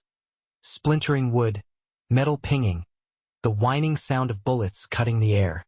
Rose saw muzzle flashes peeking from beyond the wall. Multiple shooters. A clear, coordinated attack. The 3 guards were returning fire, but they were outnumbered, against at least 6 attackers. "Marco!" Rose screamed, her voice taut with urgency. "Grab your wheels and roll to me. Now!" But Marco couldn't move. He was paralyzed by shock, reliving the restaurant attack, the night his world had exploded. Rose made a definitive choice. She shoved Lucia deeper behind the lion. "Stay down. Don't move. Count to 100 in your head." "Rose, no." But Rose was already moving, running in a low crouch across the open ground. Her mind calculated angles, trajectory, and cover points, not like a nurse but like a highly trained tactical operative. She shouldn't have these skills. She shouldn't have moved like that. She reached Marco's wheelchair just as a bullet struck its titanium armrest, missing his small hand by inches. Without an instant of hesitation, Rose grabbed the handles and shoved, propelling the heavy wheelchair across the playground dirt at full, controlled speed. Bullets tracked them. She heard one pass so close it disturbed the hair near her ear. Behind the stone lion, she positioned both children tightly against its bulk, putting her own body squarely between them and the direction of the gunfire. "Security to the playground." Rose roared into the cacophony. "Multiple hostiles, coordinated fire. The children are exposed." One of Dante's guards, Tony, the young one, was closer now, providing desperately needed covering fire, but he suddenly dropped, clutching his shoulder. Another guard retreated, completely pinned down. Rose assessed the situation with clinical precision. 6 shooters, maybe 7, armed with semi-automatic rifles. Coordinated fire patterns suggesting military or paramilitary training. They weren't trying to breach the wall. They were executing an assassination attempt on everyone in the playground. On my signal, suppressive fire at 11 o'clock. Rose called to Tony not like a civilian, but like someone who spoke the deadly language of combat. Tony didn't question the order. He understood. Marco, Lucia, listen to me, Rose said, her voice urgent but tightly controlled. When I say go, you're both going to use your hands and pull yourselves behind that heavy wooden bench. She pointed to a massive garden bench 15 feet away, closer to the mansion's main structure. Drag yourselves. Don't worry about your legs. Just hands. Fast as you can. Do you understand me? We can't. Marco started, tears streaming down his face. Yes, you can. You're fighters. I know you are. Ready? She looked at Tony, who was bleeding but nodded grimly. Suppressing. Tony shouted, leaning out and unleashing a sustained, accurate burst from his rifle. Go! Rose yelled. The twins moved. Marco grabbed the rough ground and pulled, the surprising strength of his upper body kicking in. Lucia did the same, dragging herself across the grass and gravel, not caring about the pain. Survival instinct overriding everything else. Rose covered them, positioning her body as a living shield, calling out directions like she'd done in 100 training scenarios. Left shooter, stone wall. Right side advancing. Guard your 6. More security poured instantly from the mansion. Dante led them, followed by 6 more heavily armed men. The sheer volume of firepower shifted the advantage immediately. The attackers realized their window had closed and began a rapid, professional retreat. Within 90 agonizing seconds, it was over. An abrupt, ringing silence fell, broken only by the sharp echo in Rose's ears and Marco's ragged, deep breathing. Everyone okay? Dante called, his weapon still raised, scanning the wall line. Rose did a quick check. The twins were scraped and utterly terrified, but physically uninjured. Tony had a gash on his cheek from flying stone fragments. One guard was seriously wounded but alive. We're good, Rose confirmed, then immediately shifted back to caregiver mode. Marco, Lucia, you're safe now. You did so good. So brave. But Lucia was staring at her with wide, confused eyes, her survival terror replaced by deep suspicion. You sounded different, she whispered. You moved different. Like the guards. Before Rose could formulate a coherent response, Dante was there, radio in hand, barking rapid-fire orders. Lock down the mansion. Medical team to the east playground immediately. Someone get Mr. Falcone here now. He looked down at Rose, and in his eyes, she saw not relief, but pure calculation. The questions were unvoiced, but they screamed from his gaze. Where did you learn to move like that? He asked quietly, dangerously. Survival instinct, Rose said, keeping her voice steady despite the shaking in her knees. Everyone has it. No, Dante said slowly, shaking his head. Not like that. That was training. Combat training. Rose opened her mouth to deflect, to lie again. But Nico's voice cut through the air, vibrating with fury. What the hell happened here? He was running across the lawn, surrounded by additional guards, his face contorted with a mixture of blinding rage and raw, visceral fear. When he reached them, he dropped instantly to his knees beside the twins, checking their small bodies for injuries with shaking, panicked hands. Papa, Lucia whispered, and she finally dissolved into racking sobs. Nico pulled both children tightly against his chest. And for that suspended moment, he was just a father, not a mafia boss. You're safe. You're safe now. Then his eyes found Rose. Something in his expression shifted. The momentary softness, the gratitude he'd worn just hours before, vanished, replaced by an icy calculation that sent a tremor through Rose. He hadn't been merely reacting during the attack. He'd been controlling. He'd been watching the cameras mounted everywhere, seeing every angle, every detail of the interior and exterior chaos. He'd seen everything inside, and issued precise, immediate orders to his men. Now the security team, moving with terrifying, practiced efficiency, formed a tight, protective box around them, shielding them completely as they made their way across the sweeping, manicured lawn toward the silent, fortress-like mansion. Rose mechanically pushed both wheelchairs, her mind spinning, reeling from the sudden, terrifying clarity of the last hour. The attack had been terrifyingly real, the danger imminent and lethal, but in the frenzy of saving the twins, she had instinctively blown her years-long cover by reacting not like a terrified, selfless nurse, but like a highly trained operative, a combat-ready detective. As they entered the cool, echoing foyer of the mansion, Dante moved swiftly, pulling Nico aside into the shadow of a marble archway. Rose couldn't discern the specific words exchanged. Their voices were low, guttural, but she saw Nico's eyes flick toward her, saw Dante gesture subtly in her direction, and watched Nico's powerful jaw tighten into a knot of suspicion and comprehension. They knew, or at the very least, they suspected enough to move into confrontation phase. That night, hours later, long after the twins were finally settled in their separate rooms, traumatized, clinging to each other, but miraculously safe, Rose found Dante waiting for her in the vast, silent hallway outside her door. "Mr. the Falcon wants to see you," he stated, his voice devoid of warmth or inflection. "His office." Now, Rose followed him down the long corridor, every step a measure of her failure. They passed the very security cameras she had diligently mapped weeks ago, heading toward the inner sanctum, the office she had been desperately trying to access for the police task force. The office where she was supposed to plant the keylogger, the digital Trojan horse that would bring down the Falcon Empire. But this wasn't how she had envisioned gaining entry. This was the trap. Dante swung the heavy door open and stood aside. Inside, the lights were kept deliberately dim, creating long, deep shadows. Nico sat behind his enormous desk, multiple computer screens casting an eerie, shifting blue glow across the luxurious wood and surrounding walls.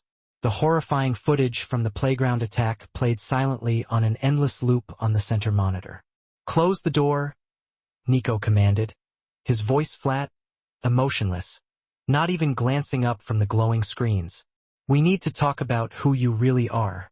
The heavy mahogany door clicked shut behind her, the sound muffled by the thick paneling, and Rose felt a cold wave of realization wash over her. Her time had just violently run out. This room was a vault. It was completely soundproofed.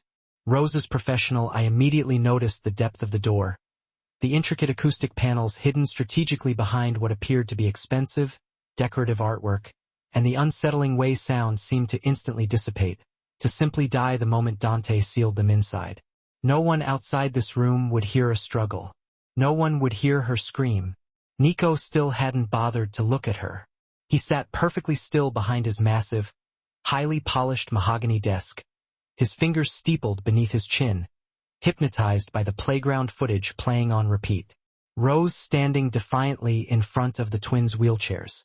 Rose moving with the tactical precision of a veteran SWAT officer. Rose calling out suppressing fire coordinates with the practiced, rapid-fire cadence of someone who had done it 1,000 times before. Because she had. "Sit," Nico ordered. It was not a request. Rose moved to the leather chair directly facing his desk, sinking into the costly material. Her heart hammered a frantic, irregular rhythm against her ribs, but her facial expression remained flawlessly neutral, the mask of the trained operative finally settling back into place. This was it, the terrifying moment every undercover agent feared most. When the careful mask finally dissolved and you were left exposed, facing the one person you had been lying to for weeks, desperately hoping your training was deep enough, rigid enough, to keep you breathing. Nico finally raised his head. His eyes were arctic cold, completely empty of the vulnerability she had witnessed at dinner the previous week, devoid even of the raw, desperate gratitude he'd shown earlier when she'd saved his children. This was the true architect of the empire, the man who had built his immense power and fortune on violence, intimidation, and death. I'm going to ask you one question, he said quietly, dangerously low. And depending entirely on your answer, you will either walk out of this room under your own power or you won't. Understand? Rose gave a short, sharp nod. Who are you, really? For a long, agonizing moment, Rose considered the contingency plans. She considered resurrecting the lie, maintaining her cover just long enough to escape. She could fabricate a detailed story about growing up in a military family, perhaps specialized combat training picked up from an ex-boyfriend who was special forces, defensive tactics learned during intense self-defense classes in the city. But as she held Nico's penetrating gaze, she realized the futility of it all. He didn't need the story. He already knew. How long have you known? She asked instead, the question tasting like ash in her mouth. A ghost of a smile, fleeting and cold, crossed his features. It wasn't amusement. It was bitter, self-derisive satisfaction. I suspected from the beginning, he admitted. You were too good, too clean, too meticulous, too perfect, detective. He tapped a key, turning one of the peripheral monitors to face her. The stark white interface of a police database file filled the screen. I finally got into the Philadelphia police database 2 days ago. It wasn't easy. Your department's cybersecurity is considerably better than I expected, but I employ excellent hackers. Displayed on the screen was her official personnel file. Detective Rosanna Marlin, badge number 2847, 6 years serving with the Philadelphia Police Department. Commendations listed, undercover operations. There, at the top, was her actual face. Her academy photo, younger, perhaps a little harder, but unmistakably her. So, you've been playing me this whole time?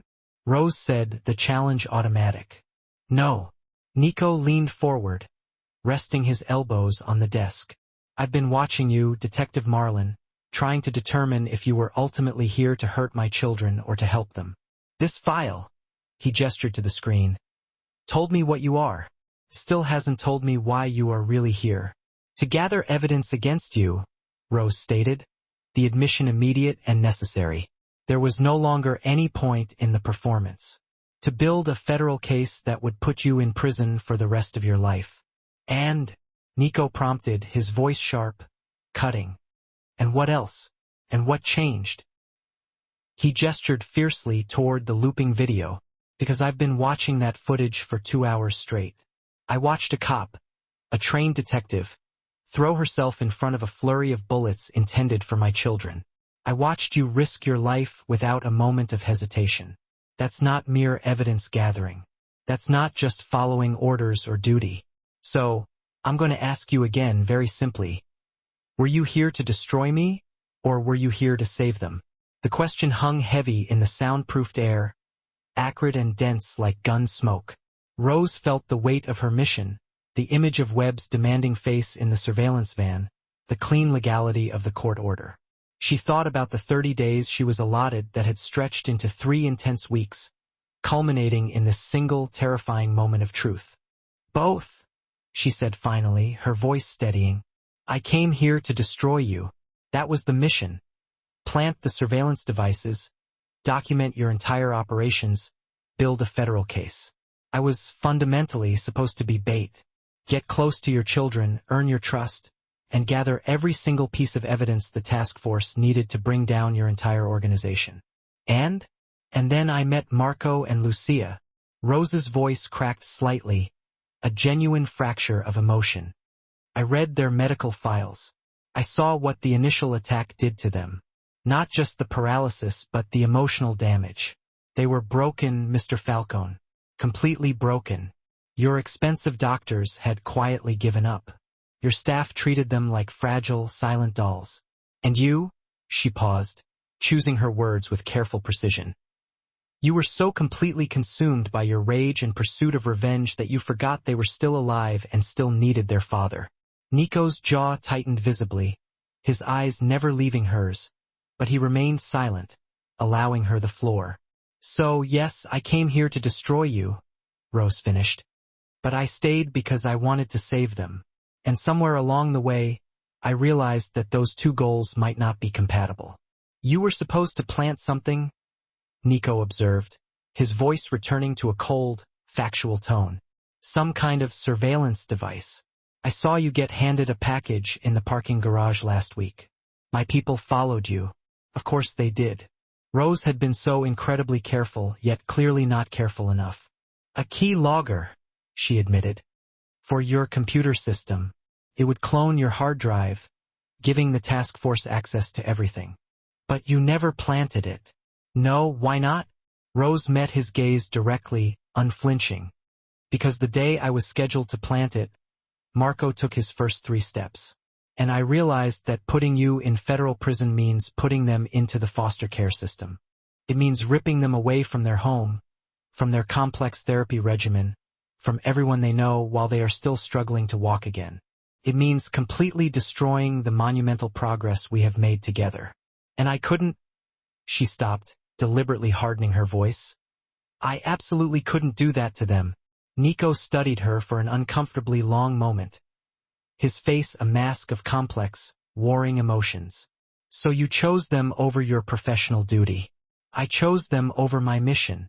My duty, Mr. Falcone, is far more complicated than you seem to think. Explain. Rose took a deliberate, deep breath. I became a cop because I believe fiercely in protecting people, especially children. That's the foundation of my career. That's why I volunteered for this operation in the first place. Because your organization moves drugs that destroy families, that kill innocent people, that create victims. She leaned forward, pushing her point. But Marco and Lucia are victims, too. They didn't choose your violent world. They are just children who got caught in the crossfire. Collateral damage, Nico repeated bitterly. Except they are not just damage. They are your children. And despite everything you've done, despite every crime detailed in that file, she gestured toward the screen, they love you. They are terrified they disappointed you. They think the attack was their fault. And you've been so absent, so utterly locked in your own cycle of guilt and rage, that you haven't seen them falling apart. Nico's formidable expression cracked slightly under the force of her accusation. I saw them today. I saw what you did for them. I did what any decent person would do. No. Nico stood abruptly, walking to the towering window that overlooked the sprawling mansion grounds. You did what a parent would do. You protected them without thinking, without hesitation, without counting the cost. While I was safe, watching cameras from a secure room, you were throwing yourself in front of bullets. The silence stretched taut between them, vibrating with unspoken history and threat. Outside, security lights swept the immaculate lawn. A silent, perpetual search for threats that had already scattered and fled. There's something else, Rose said, breaking the silence softly. Something I discovered deep in their medical records that I don't believe you know. Nico whirled, his posture demanding information. What? The attack at the restaurant. The bullets that hit your children. Rose pulled out her phone. Dante had inexplicably allowed her to keep it, a move that now suggested Nico wanted her to have access to information, perhaps even to facilitate her research. She quickly accessed photos she'd taken of detailed medical reports. The trajectory was wrong. What are you talking about? I'm talking about the fact that the bullets that paralyzed Marco and Lucia came from inside the restaurant, not outside. The cynists attacked through the windows, yes. But the specific shots that hit your children came from a completely different angle. A different weapon entirely. She met his startled eyes. Someone inside your organization shot your children, Mr. Falcone. The paralysis wasn't collateral damage from a gang war. It was intentional. Nico's face went instantly white, the color draining away until he looked dangerously ill. That's impossible. I know gunshot wounds. I know ballistics. And I know when something doesn't add up. Rose stood slowly, matching his height. I couldn't figure out who or why, but someone wanted your children hurt. Someone wanted you fundamentally vulnerable. Show me, Nico demanded, his voice thick with building rage. Rose pulled up the medical imaging. The entry wounds, the strange absence of glass fragmentation around the wounds, the trajectory analysis she had meticulously performed on her own time, cross-referencing the ballistics. Nico stared at the clinical evidence, his hands beginning a barely controlled shake. Who? He whispered, the sound raw and broken. Who would do that? I don't know, Rose said, lowering her voice, urgent now. But whoever ordered the Cassini hit today knew about the therapy sessions. Knew the twins would be outside, exposed. This wasn't random, Mr. Falcone. Someone has been systematically trying to kill or disable your children from the very beginning. Nico slammed his fist down onto the mahogany desk with terrifying force, the impact hard enough to crack the dense wood. Get Dante in here now. Wait, Rose said, stepping forward. Before you do that, you need to know one more crucial thing. The police task force knows about today's attack. They are rapidly planning a raid. They already have a federal warrant signed. They are coming for you within the next 72 hours, and they absolutely do not care about collateral damage. If you are here when they come, the twins will be caught in the crossfire. Then I'll fight them off, Nico snarled, instinctively resorting to violence. And how many people will die? How many rounds of police ammunition will fly through this mansion while your children are inside, learning to walk? Rose moved closer, forcing him to look at the truth of the situation. You asked me if I came here to destroy you or save them. The answer is I don't know anymore. But I know this. If you want your children to survive, to truly survive, not just physically but emotionally, psychologically, something fundamental has to change. Now, Nico looked at her. This cop who had infiltrated his home, who had lied to him for weeks, who had just risked her own life for his children, and who was now standing in judgment of his entire world. What exactly are you proposing? He asked, his voice rough. Rose took a steadying breath. This was it. The moment where her career, her life, her moral compass snapped. She would either emerge as an unlikely hero to two small children or be branded a lifetime traitor by her entire department. Maybe both, she murmured. An alliance, she said clearly. You help me stop whoever is really trying to kill your family from the inside. I help you survive what's coming from the police task force. And together, we find a way to give Marco and Lucia a future that doesn't end in crossfire or foster care. You want me to collaborate with a cop? I want you to collaborate with someone who cares about your children's survival more than she cares about following orders. Nico was silent for a long moment, a lifetime of criminal leadership warring with the image of his children on the operating table. Then, and the task force? Your partners? They'll consider you a traitor, he observed, cold logic returning. You'll likely lose your badge, maybe even face charges of obstruction. Rose's voice was steady, unwavering. But your children took 3 steps yesterday. They laughed today despite being shot at. That, Mr. Falcone, matters infinitely more than my career. Nico extended his hand across the desk, a grave, final gesture. Then we have a deal, Detective Marlin. Rose shook it, feeling the immense, crushing weight of everything she had just sacrificed, everything she was about to risk. Call me Rose, she said, and let's save your family. Dante entered the office moments later, finding his boss shaking hands with the woman he had suspected was a cop for nearly 2 weeks. The utter confusion etched across his usually stoic face would have been comical in any other circumstances. Sit down, Dante, Nico commanded, pulling his hand back. We have a great deal to discuss. For the next hour, they worked with the tense, focused energy of a commando team planning an extraction. Rose laid out everything. The task force's aggressive timeline, the signed federal warrant, the specific evidence the police had gathered, and, crucially, the gaps they had missed. Nico contributed his deep intelligence on the rival Sinus, his growing suspicions about the internal betrayal, and his operational understanding of how his own organization functioned. The ballistics analysis Rose found changes everything, Nico said, pulling up financial records on a screen. Someone with inside access shot my children. Someone who knew where we would be that night, who had clearance to be armed inside Giordano's, who could position themselves without raising suspicion. That's 6 possible people, Dante said grimly, ticking them off. Me, Vito, Aunt Lucia, Tony, Marco the driver, and you, Nico finished, looking at his lieutenant directly. Any of us could be the traitor. Dante met his gaze without flinching. I've been with you for 15 years, boss. If I wanted you dead, you'd be dead already. Unless you wanted something far more subtle, Nico countered, the cold logic returning. Like breaking me completely by destroying the one thing I love most. The room fell into a heavy, agonizing silence. Rose watched the two men, their eyes locked, decades of loyalty being weighed against brutal, cold-blooded logic. Finally, Nico slowly shook his head. Not you, Dante. You've had 1,000 better chances to finish the job if you wanted me gone. But we absolutely cannot rule out the others. Vito handles your money, Rose said, thinking aloud, tracing the organization chart in her mind. If he wanted to stage a coup, making you publicly weak first would be the smart move. Strike when you're most vulnerable. Aunt Lucia raised me, Nico insisted, a faint resistance in his tone. She's family. Family betrays family in this business all the time, Rose countered immediately. You know that better than anyone.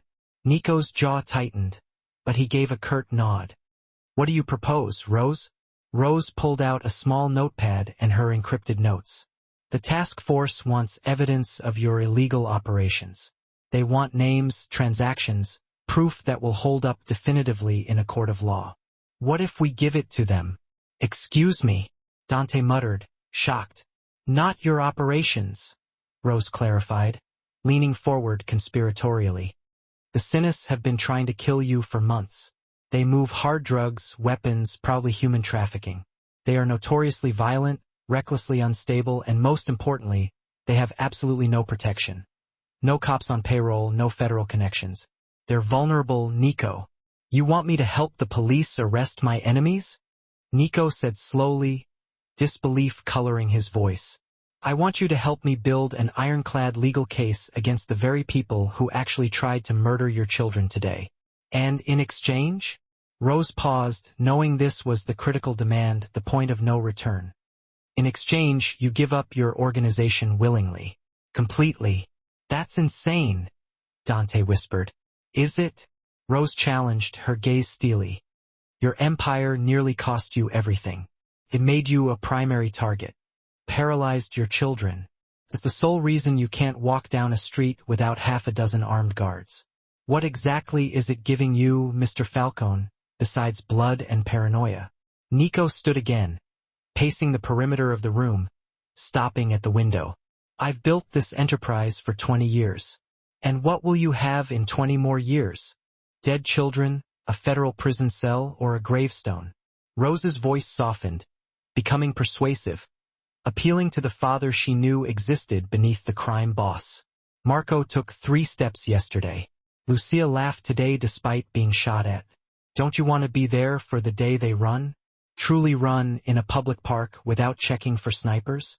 The silence stretched again, agonizingly long. Dante watched his boss wrestle with a decision that would violently rewrite his entire existence. What would this alliance look like, practically? Nico asked finally. Rose immediately pulled out a fresh notebook. She started outlining the plan with professional clarity. First, we identify the traitor inside your organization. We set a trap, get undeniable proof, and neutralize them discreetly. Second, you provide the police with everything they need to take down the Sinis, locations, shipment schedules, financial records, encrypted communications. Make it airtight, a gift-wrapped operation. And third? Third, Rose said, holding his gaze. You cooperate with federal prosecutors. You give up your arms network, your drug pipelines, your extensive money laundering operations, everything, in exchange for guaranteed immunity for all non-murder related crimes and, most importantly, full legal custody of your children. They'll never agree to that, Dante scoffed immediately. They will, Rose countered, her confidence rising. If the deal includes 3 ongoing high-profile homicide investigations being solved. My handler mentioned that specifically. The Sinis are wanted for at least 3 major high-profile murders. If Nico helps us close those cases, he becomes valuable, and valuable people get deals. Nico turned from the window. What about you? You are burning your entire career for this arrangement. I made my choice the moment I didn't plant that key logger. Rose met his eyes. I became a cop to protect people. That's precisely what I'm doing now. If the department can't see that, then maybe I'm in the wrong job after all. You'll need official cover, Dante said thoughtfully, adopting the strategic perspective. Can't have you openly working with us if the task force thinks you've gone rogue. They'll pull you out, compromise everything. I'll handle my people, Rose promised, though she had no idea how. Webb would be utterly furious. Chun would immediately recommend criminal charges. But maybe, just maybe, if she brought them the Sinus entire organization on a silver platter. There's still the immediate problem, Nico interjected, refocusing. The task force is planning a full raid within 72 hours. Even if we start this alliance now, we can't take down the Sinus that quickly. Rose paused, then grabbed her phone. What if we delay them? How? I tell my handler I'm extremely close to a breakthrough, that Nico is finally starting to trust me, that I need more time to access his core files. That buys us 2 weeks. Will they believe you after today? They have to, Rose insisted. Because if they raid this mansion while your children are here, everyone is in danger. The task force, your security detail, Marco and Lucia. She didn't finish the thought. She didn't need to. Nico made his final decision, the shift palpable. Okay, here is what we do. Rose, you contact your handler and buy us time. Dante, you immediately run a discreet, internal investigation into everyone with access to Giordano's that night. I want phone records, detailed financial transactions, anything unusual. He pulled up a complex file on his screen. And I will compile everything I possess on the Chini's operations. I will give you the means to dismantle them. This is crazy, Dante muttered, shaking his head. Working with a cop, giving up the business. The families will think you've gone soft, boss. The families are no longer my priority, Nico said firmly, looking directly at Rose. My children are. And if going soft means they live to adulthood, then I will be the softest man in Philadelphia. Rose stood. I need to make that call somewhere private. Use the study, Nico instructed. It's clean. No surveillance, I promise you. As Rose reached the doorway, Nico called after her, his voice momentarily returning to the vulnerability she remembered. Detective Marlin. She turned. Thank you for today, for saving them. Rose nodded, her throat tight with unreleased emotion, and left the office. In the study, she dialed Webb's number. He answered on the second ring, his voice exploding with controlled fury. Where the hell have you been, Marlin? We heard about an attack on the mansion. Are you compromised? The twins are fine, sir. But Marcus, I need more time, Rose interrupted, pushing through his anger. Absolutely not. The raid is scheduled for. I'm getting close. Rose cut him off, urgency sharp in her tone. Falcone is starting to trust me. Today's attack shook him up profoundly. He's vulnerable. Give me 2 weeks and I can get you everything. The files, the passwords, all of it. Plus, detailed intel on the Sinus that will close your pending homicide cases. A lengthy pause followed. The Sinus? How would Falcone have intelligence on them? Webb's curiosity was piqued. Because they're the ones who hit him. He's been quietly investigating them for months, trying to find their weaknesses. I can get you everything on their network if you just give me the time. She could hear Webb breathing heavily, weighing the immense risk against the potential reward. 2 weeks, he said finally, the decision heavy. But Rose, if this goes sideways, I can't protect you. The brass is already asking tough questions about your progress. Don't make me regret this decision. You won't, Rose promised and instantly hung up. She stood alone in the quiet, opulent study, staring at her phone. She had just successfully lied to her commanding officer, bought precious time for a powerful mafia boss to strategically dismantle his own empire, and gambled her entire career on the impossible hope that a violent man could find redemption. But when she closed her eyes, she saw the simple miracle of Marco's 3 steps. She heard the echo of Lucia's unexpected laugh.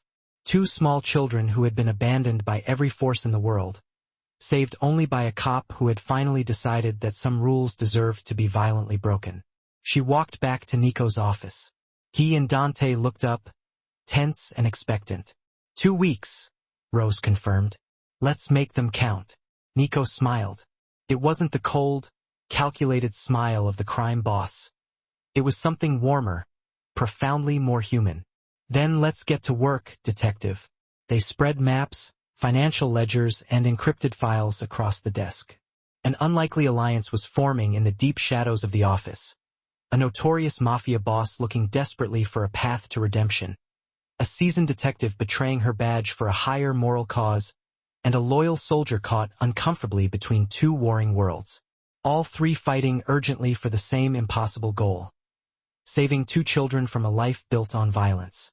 Outside, the twins slept peacefully, utterly unaware that their fragile future was being rapidly rewritten by three people who had collectively decided that love mattered more than law, more than loyalty, more than anything else society demanded.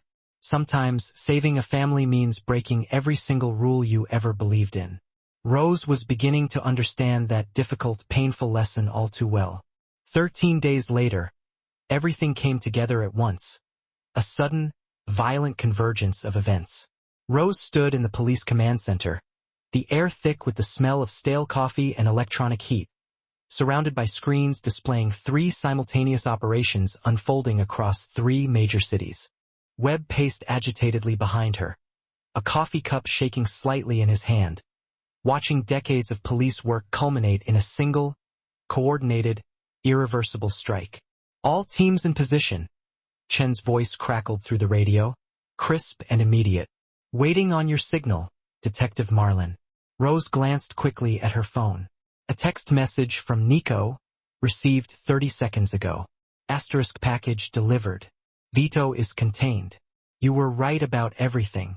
Vito Romano, the financial operator who'd been with Falcone for 15 years, was the traitor. Nico for 8 years. Vito had been the ultimate consigliere, the quiet man who managed every ledger, every transaction, every bank account, every single dollar that flowed through the powerful, dark machinery of the Falcon Empire. Now, he was revealed as the traitor, the viper who had coldly ordered the shooting of two innocent children to make their father vulnerable enough for a coup.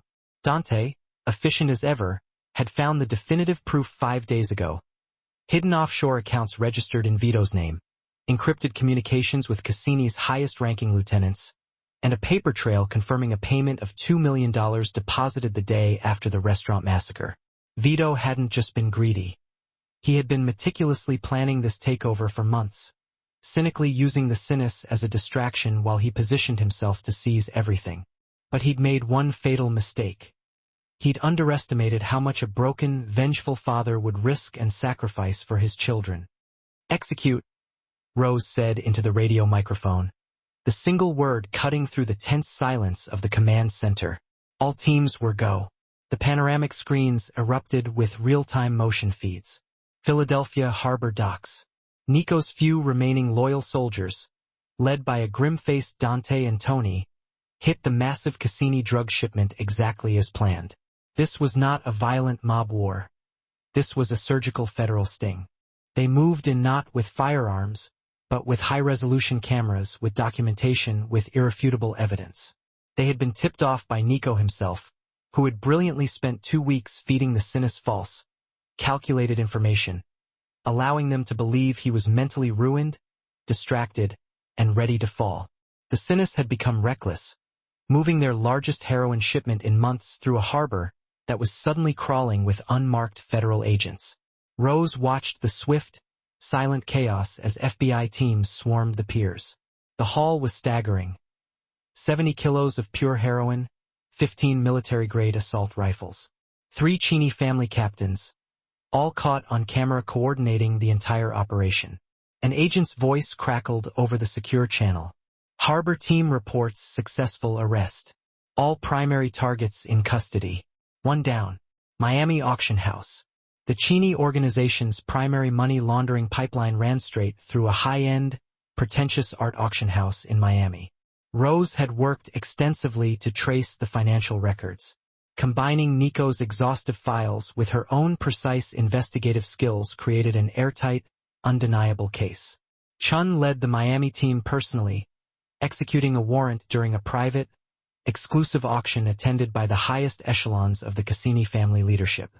On the screen, Rose watched federal agents flood the gallery, arresting 24 impeccably dressed individuals in designer suits who had been bidding millions on paintings that literally did not exist. Chen's voice, ringing with triumph, came through. Miami team reports 23 arrests, including Vincent Cassini himself. We've got him on 3 counts of murder, federal racketeering, and enough interlocking financial crimes to guarantee he never sees freedom again. 2 down. New York Cheney family compound. The final target was the most dangerous. The Cheney base of operations in upstate New York, a heavily fortified compound where they coordinated everything from drug distribution to assassinations. Nico had provided the tactical team with flawless intel, blueprints, detailed security schedules, and even blind spots in the surveillance grid. Rose watched the heavily armed tactical team breach the reinforced gates. No shots were fired. Nico had leaked specific, calculated false alarm information that had pulled most of the security detail away hours earlier, leaving the compound virtually defenseless. Within minutes, agents were inside, securing evidence caches and making arrests. New York team reports compound secured. 12 arrests. We're looking at enough physical evidence here to permanently dismantle the entire organization, top to bottom. Webb slowly sat down his coffee, his face a mask of disbelief as he stared at the 3 triumphant screens. "How did you get all this?" he whispered, his voice hoarse. "This is months, years of deep intelligence work." "I had help," Rose said simply. "From who?" Before Rose could reply, her phone vibrated. Another text from Nico. "It's done. I'm out." She stepped away from the active command center, finding a quiet, dimly lit corner, and called him. "It worked," Nico said when he answered. His voice sounded profoundly different, lighter, stripped of decades of burden. "The Sinis are finished. Vito has been handed over to the FBI. I gave them everything on him, too. Attempted murder of minors, conspiracy, fraud. He'll never see daylight again." "And your organization?" "I met with the remaining families this morning. Told them I'm stepping down, turning everything over to a council of younger members who are ready to go legitimate. Construction, real estate, restaurants, all legal. They weren't happy, but they understood. Nobody wants the attention that comes with being the next target." Rose closed her eyes, letting out a breath she hadn't realized she'd been holding. "You really did it. You actually gave up everything." "It was never really mine to begin with, Rose. I was just holding on to it because I didn't know what else to be." Nico paused. "The kids asked about you. When are you coming back?" "Soon. I need to handle things here first." "Will there be charges against you?" "I don't know yet." Webb suddenly appeared beside her, his arms crossed tightly against his chest, his expression utterly unreadable. "We need to talk now." Rose hung up and turned to face her commanding officer. 3 cities, Webb said quietly, his gaze intense. 3 flawless operations. Intelligence we've been trying to gather for 5 years, and you delivered it in 2 weeks. He leaned closer, demanding. "How?" "I made a deal," Rose stated, her resolve hardening. "With Nico Falcone." The silence that descended was absolute, crushing. "You made a deal with a mob boss," Webb articulated, the calmness in his voice dangerously controlled. "While working undercover. Do you understand the professional and legal violation you have committed?" "I understand that 3 complex homicide cases just got permanently solved," Rose countered, meeting his fire. "I understand that the Cassini organization, which has been responsible for dozens of murders, just got dismantled. I understand that we just seized 70 kilos of heroin that will not destroy families across the city. And I understand," Rose held his furious gaze, "that 2 paralyzed children are learning to walk again because someone decided they mattered more than internal protocol." "Those children's father is a criminal," Webb insisted. "Was a criminal. He's cooperating fully. He's given up his entire operation. He's going legitimate. And in exchange, he gets full immunity for nonviolent crimes and permanent custody of his kids." Rose pulled a sealed manila folder from her jacket pocket and handed it to Webb. It's all here. The deal I negotiated, everything documented, everything legally signed off on. Webb opened the folder, rapidly scanning the contents. His expression shifted from pure anger to confusion, and finally to a grudging, weary understanding.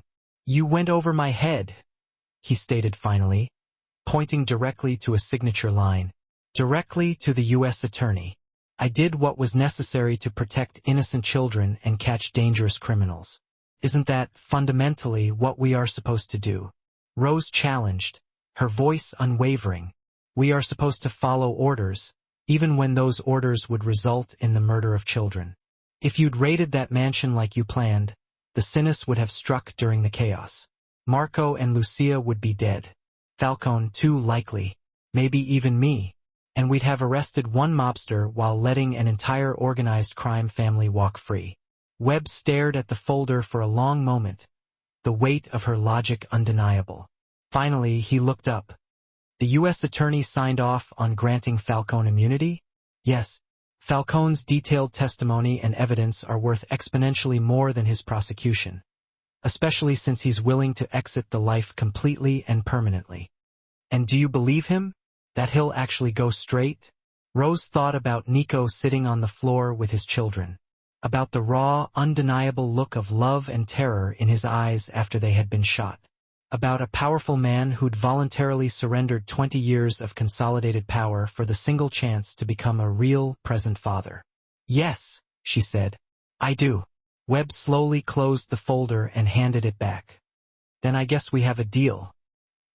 His voice suddenly hardened, becoming frigid. "But Rose, you are done with undercover work. Permanently. What you did. Lying to me, negotiating behind my back, making deals with criminals, that is not how we operate. You'll be reassigned, probably desk duty for a year while Internal Affairs investigates the entirety of this operation. Your career as a field detective is effectively over." Rose had anticipated this. She had accepted it days ago. "I understand. Do you? Because you just threw away everything you worked for." "No," Rose said quietly, pulling the folder tighter against her chest. "I saved it. I became a cop to protect people.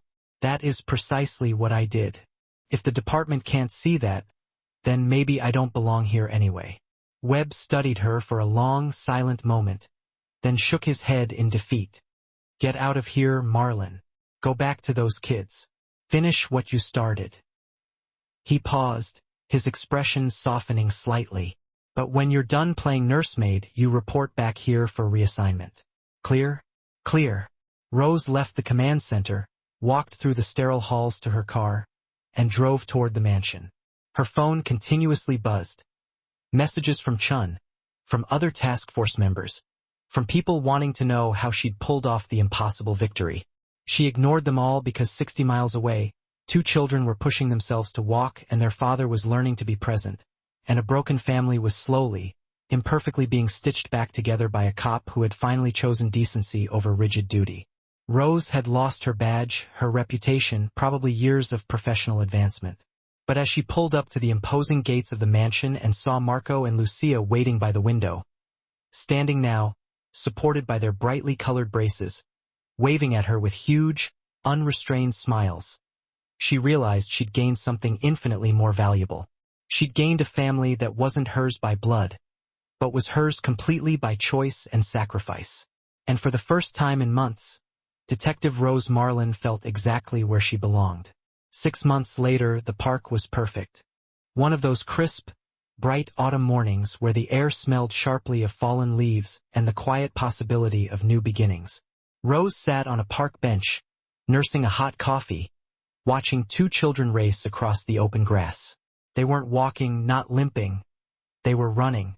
Marco reached the ancient oak tree first, slapping his hand against the trunk with a triumphant shout. "I win! No fair!" Lucia protested, breathless and laughing, chasing him. "You got a head start." "Did not." "Did too." Rose smiled, sipping her drink. 6 months ago, those children had been confined to wheelchairs, written off by specialists, their small bodies paralyzed by a sudden, inexplicable act of violence. Now, they were arguing fiercely about foot races like any normal 7-year-olds. It had required months of grueling physical therapy, exercises that often brought them to tears, constant setbacks, and small, hard-won victories. Marco had walked first. Those initial 3 staggering steps had turned into 10, then 50, then hundreds. Lucia had been slower, her nerve damage more extensive, but she possessed an iron refusal to quit. 2 weeks ago, she had stood up from her wheelchair entirely without assistance and announced, "I'm done sitting." Now they ran. Not perfectly. Marco's left leg still dragged slightly when he tired, and Lucia relied on sleek ankle braces for essential stability. But they ran. They played. They were children again. "Careful near the pond, you two," called a voice from across the park. Nico Falcone walked toward them, carrying a small drawstring bag and wearing simple jeans and a soft fleece jacket. Rose still found it jarring to see him in casual clothes, without the sharp, tailored suits and the menacing shadow of armed guards. He looked somehow younger, undeniably less haunted. "They're going to tire themselves out before noon," he said, sitting down heavily beside Rose. "That's the plan," Rose countered, stretching her legs out. "Exhausted kids are happy kids, and easier to get to sleep tonight." That too. They sat in a comfortable, easy silence, watching Marco and Lucia meticulously explore the park's boundaries. A year ago, this image would have been impossible. A retired Mafia boss and a former undercover detective sitting together on a public park bench, co-parenting 2 children who had been victims of a war neither of them chose. But that was a different lifetime. "I got the official papers yesterday," Nico said quietly, breaking the silence. "The U.S. attorney closed the case. Full immunity as promised. As long as I stay clean, stay away from the families, and keep cooperating with any ongoing investigations, it's done." "How does it feel?" "Strange. Like I'm constantly waiting for the other shoe to drop." He paused, looking out at his children. "But also free. I don't check my rearview mirror for tails anymore. Don't sleep with a gun under my pillow. Don't wake up wondering who's planning to kill me. It's unsettling how deeply unsettling peace is." Rose understood completely. She had felt the same profound dislocation after leaving the police force. The official story was that she had resigned to pursue private practice. Webb had been kind enough not to publicly destroy her, even though they both knew the truth. She'd lost her badge, her entire career trajectory, everything she'd worked for. But she'd exchanged it for something far better. "How is the clinic?" Nico asked. "Busy. Word spreads fast when you help kids walk again." Rose had opened a small pediatric physical therapy clinic 3 months ago, funded in part by Nico's now legitimate construction businesses. He had insisted, saying he owed her more than money could ever repay. "I have 6 patients now. 2 with spinal injuries, 3 with cerebral palsy, 1 recovering from a horrific car accident. All of them making progress. Because you don't give up on them. Because I learned from 2 very stubborn children that impossible is just a word doctors use when they've stopped trying." Marco ran back to them, his face flushed with exertion. "Can we have the soccer ball now, please?" Nico pulled it from the bag. "Defense this time. I'm tired of losing to 7-year-olds. "You're supposed to let us win," Lucia asserted, arriving beside her brother. "That's what dads do." "Where did you hear that highly manipulative theory?" Nico asked, raising an eyebrow at Rose. She smiled innocently. "I may have mentioned that good fathers sometimes adjust their game strategy to therapeutically build their children's confidence. You're teaching them to exploit my parental guilt. I prefer to think of it as therapeutic relationship building." Nico laughed. A real, unguarded, genuine laugh, and headed out onto the grass with the twins. Rose watched them play, marveling at the utter change. Vito was serving 30 years in federal prison. The Cheney family had been scattered, their leadership incarcerated or neutralized. The massive drug shipments that had once flowed through Philadelphia had dried up entirely from that source. And Nico Falcone, once one of the most feared and untouchable men in the city, was playing terrible, joyful soccer with his children in a public park, completely unprotected, utterly at peace. Rose, Lucia called, holding the ball up. Come play. I'm the referee, Rose called back. Someone has to keep score. You're just afraid we'll beat you, too. Rose stood, setting down her coffee cup. Oh, you did not just challenge me. She kicked off her shoes and jogged onto the dewy grass. The twins shrieked with delight, and for the next 20 minutes, they played badly, joyfully, with the kind of chaotic enthusiasm that only children possess. When Marco scored a goal between the two jackets they'd placed as makeshift goalposts, he jumped, his arms raised high in the air. Lucia hugged him, and Nico swept them both up, spinning them around until they screamed with pure, unadulterated laughter. Rose stood back, watching the scene unfold, her heart full to bursting.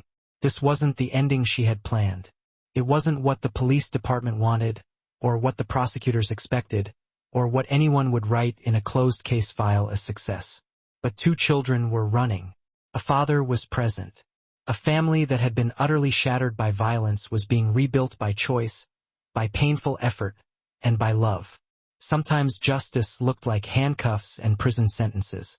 But sometimes, Rose realized, it looked like a little girl laughing as her father spun her around beneath an autumn sky. Rose had spent 6 years as a cop, certain she knew the rigid boundaries between right and wrong, legal and illegal, duty and betrayal.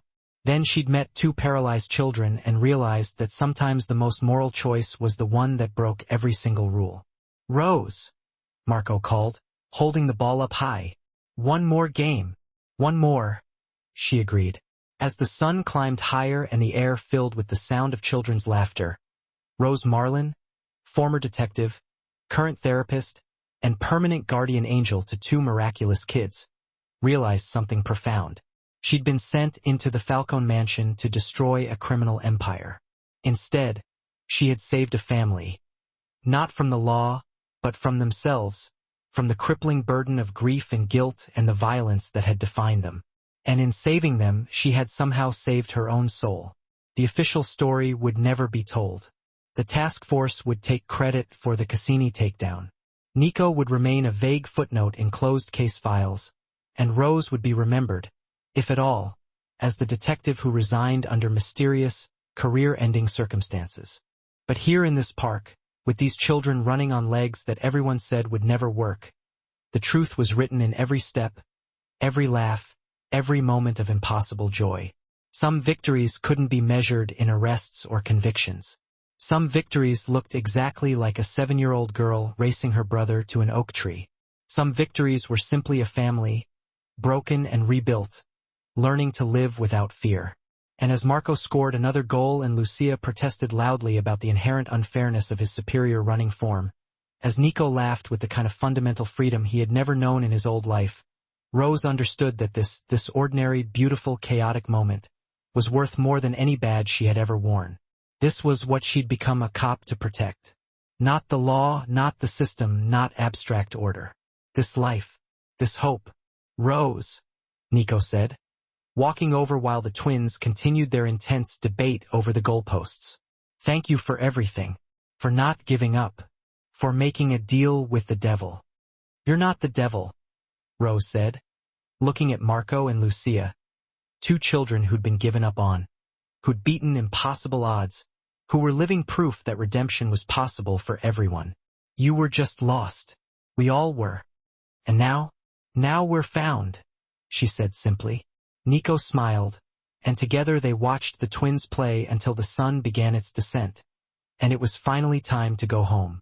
Not to a fortress, not to a prison, but just home, where a family, imperfect, unconventional, stitched together by a cop who'd forgotten how to follow orders, was learning what it meant to truly live.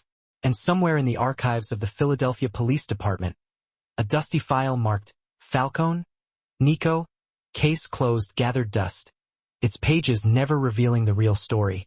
The story of two paralyzed children who learned to run. The story of a mafia boss who learned to be a father. The story of a detective who learned that sometimes saving people meant breaking every rule she had ever believed in. Their story wasn't one of dark mafia legend. It was something profoundly better. It was a story of hope. The end.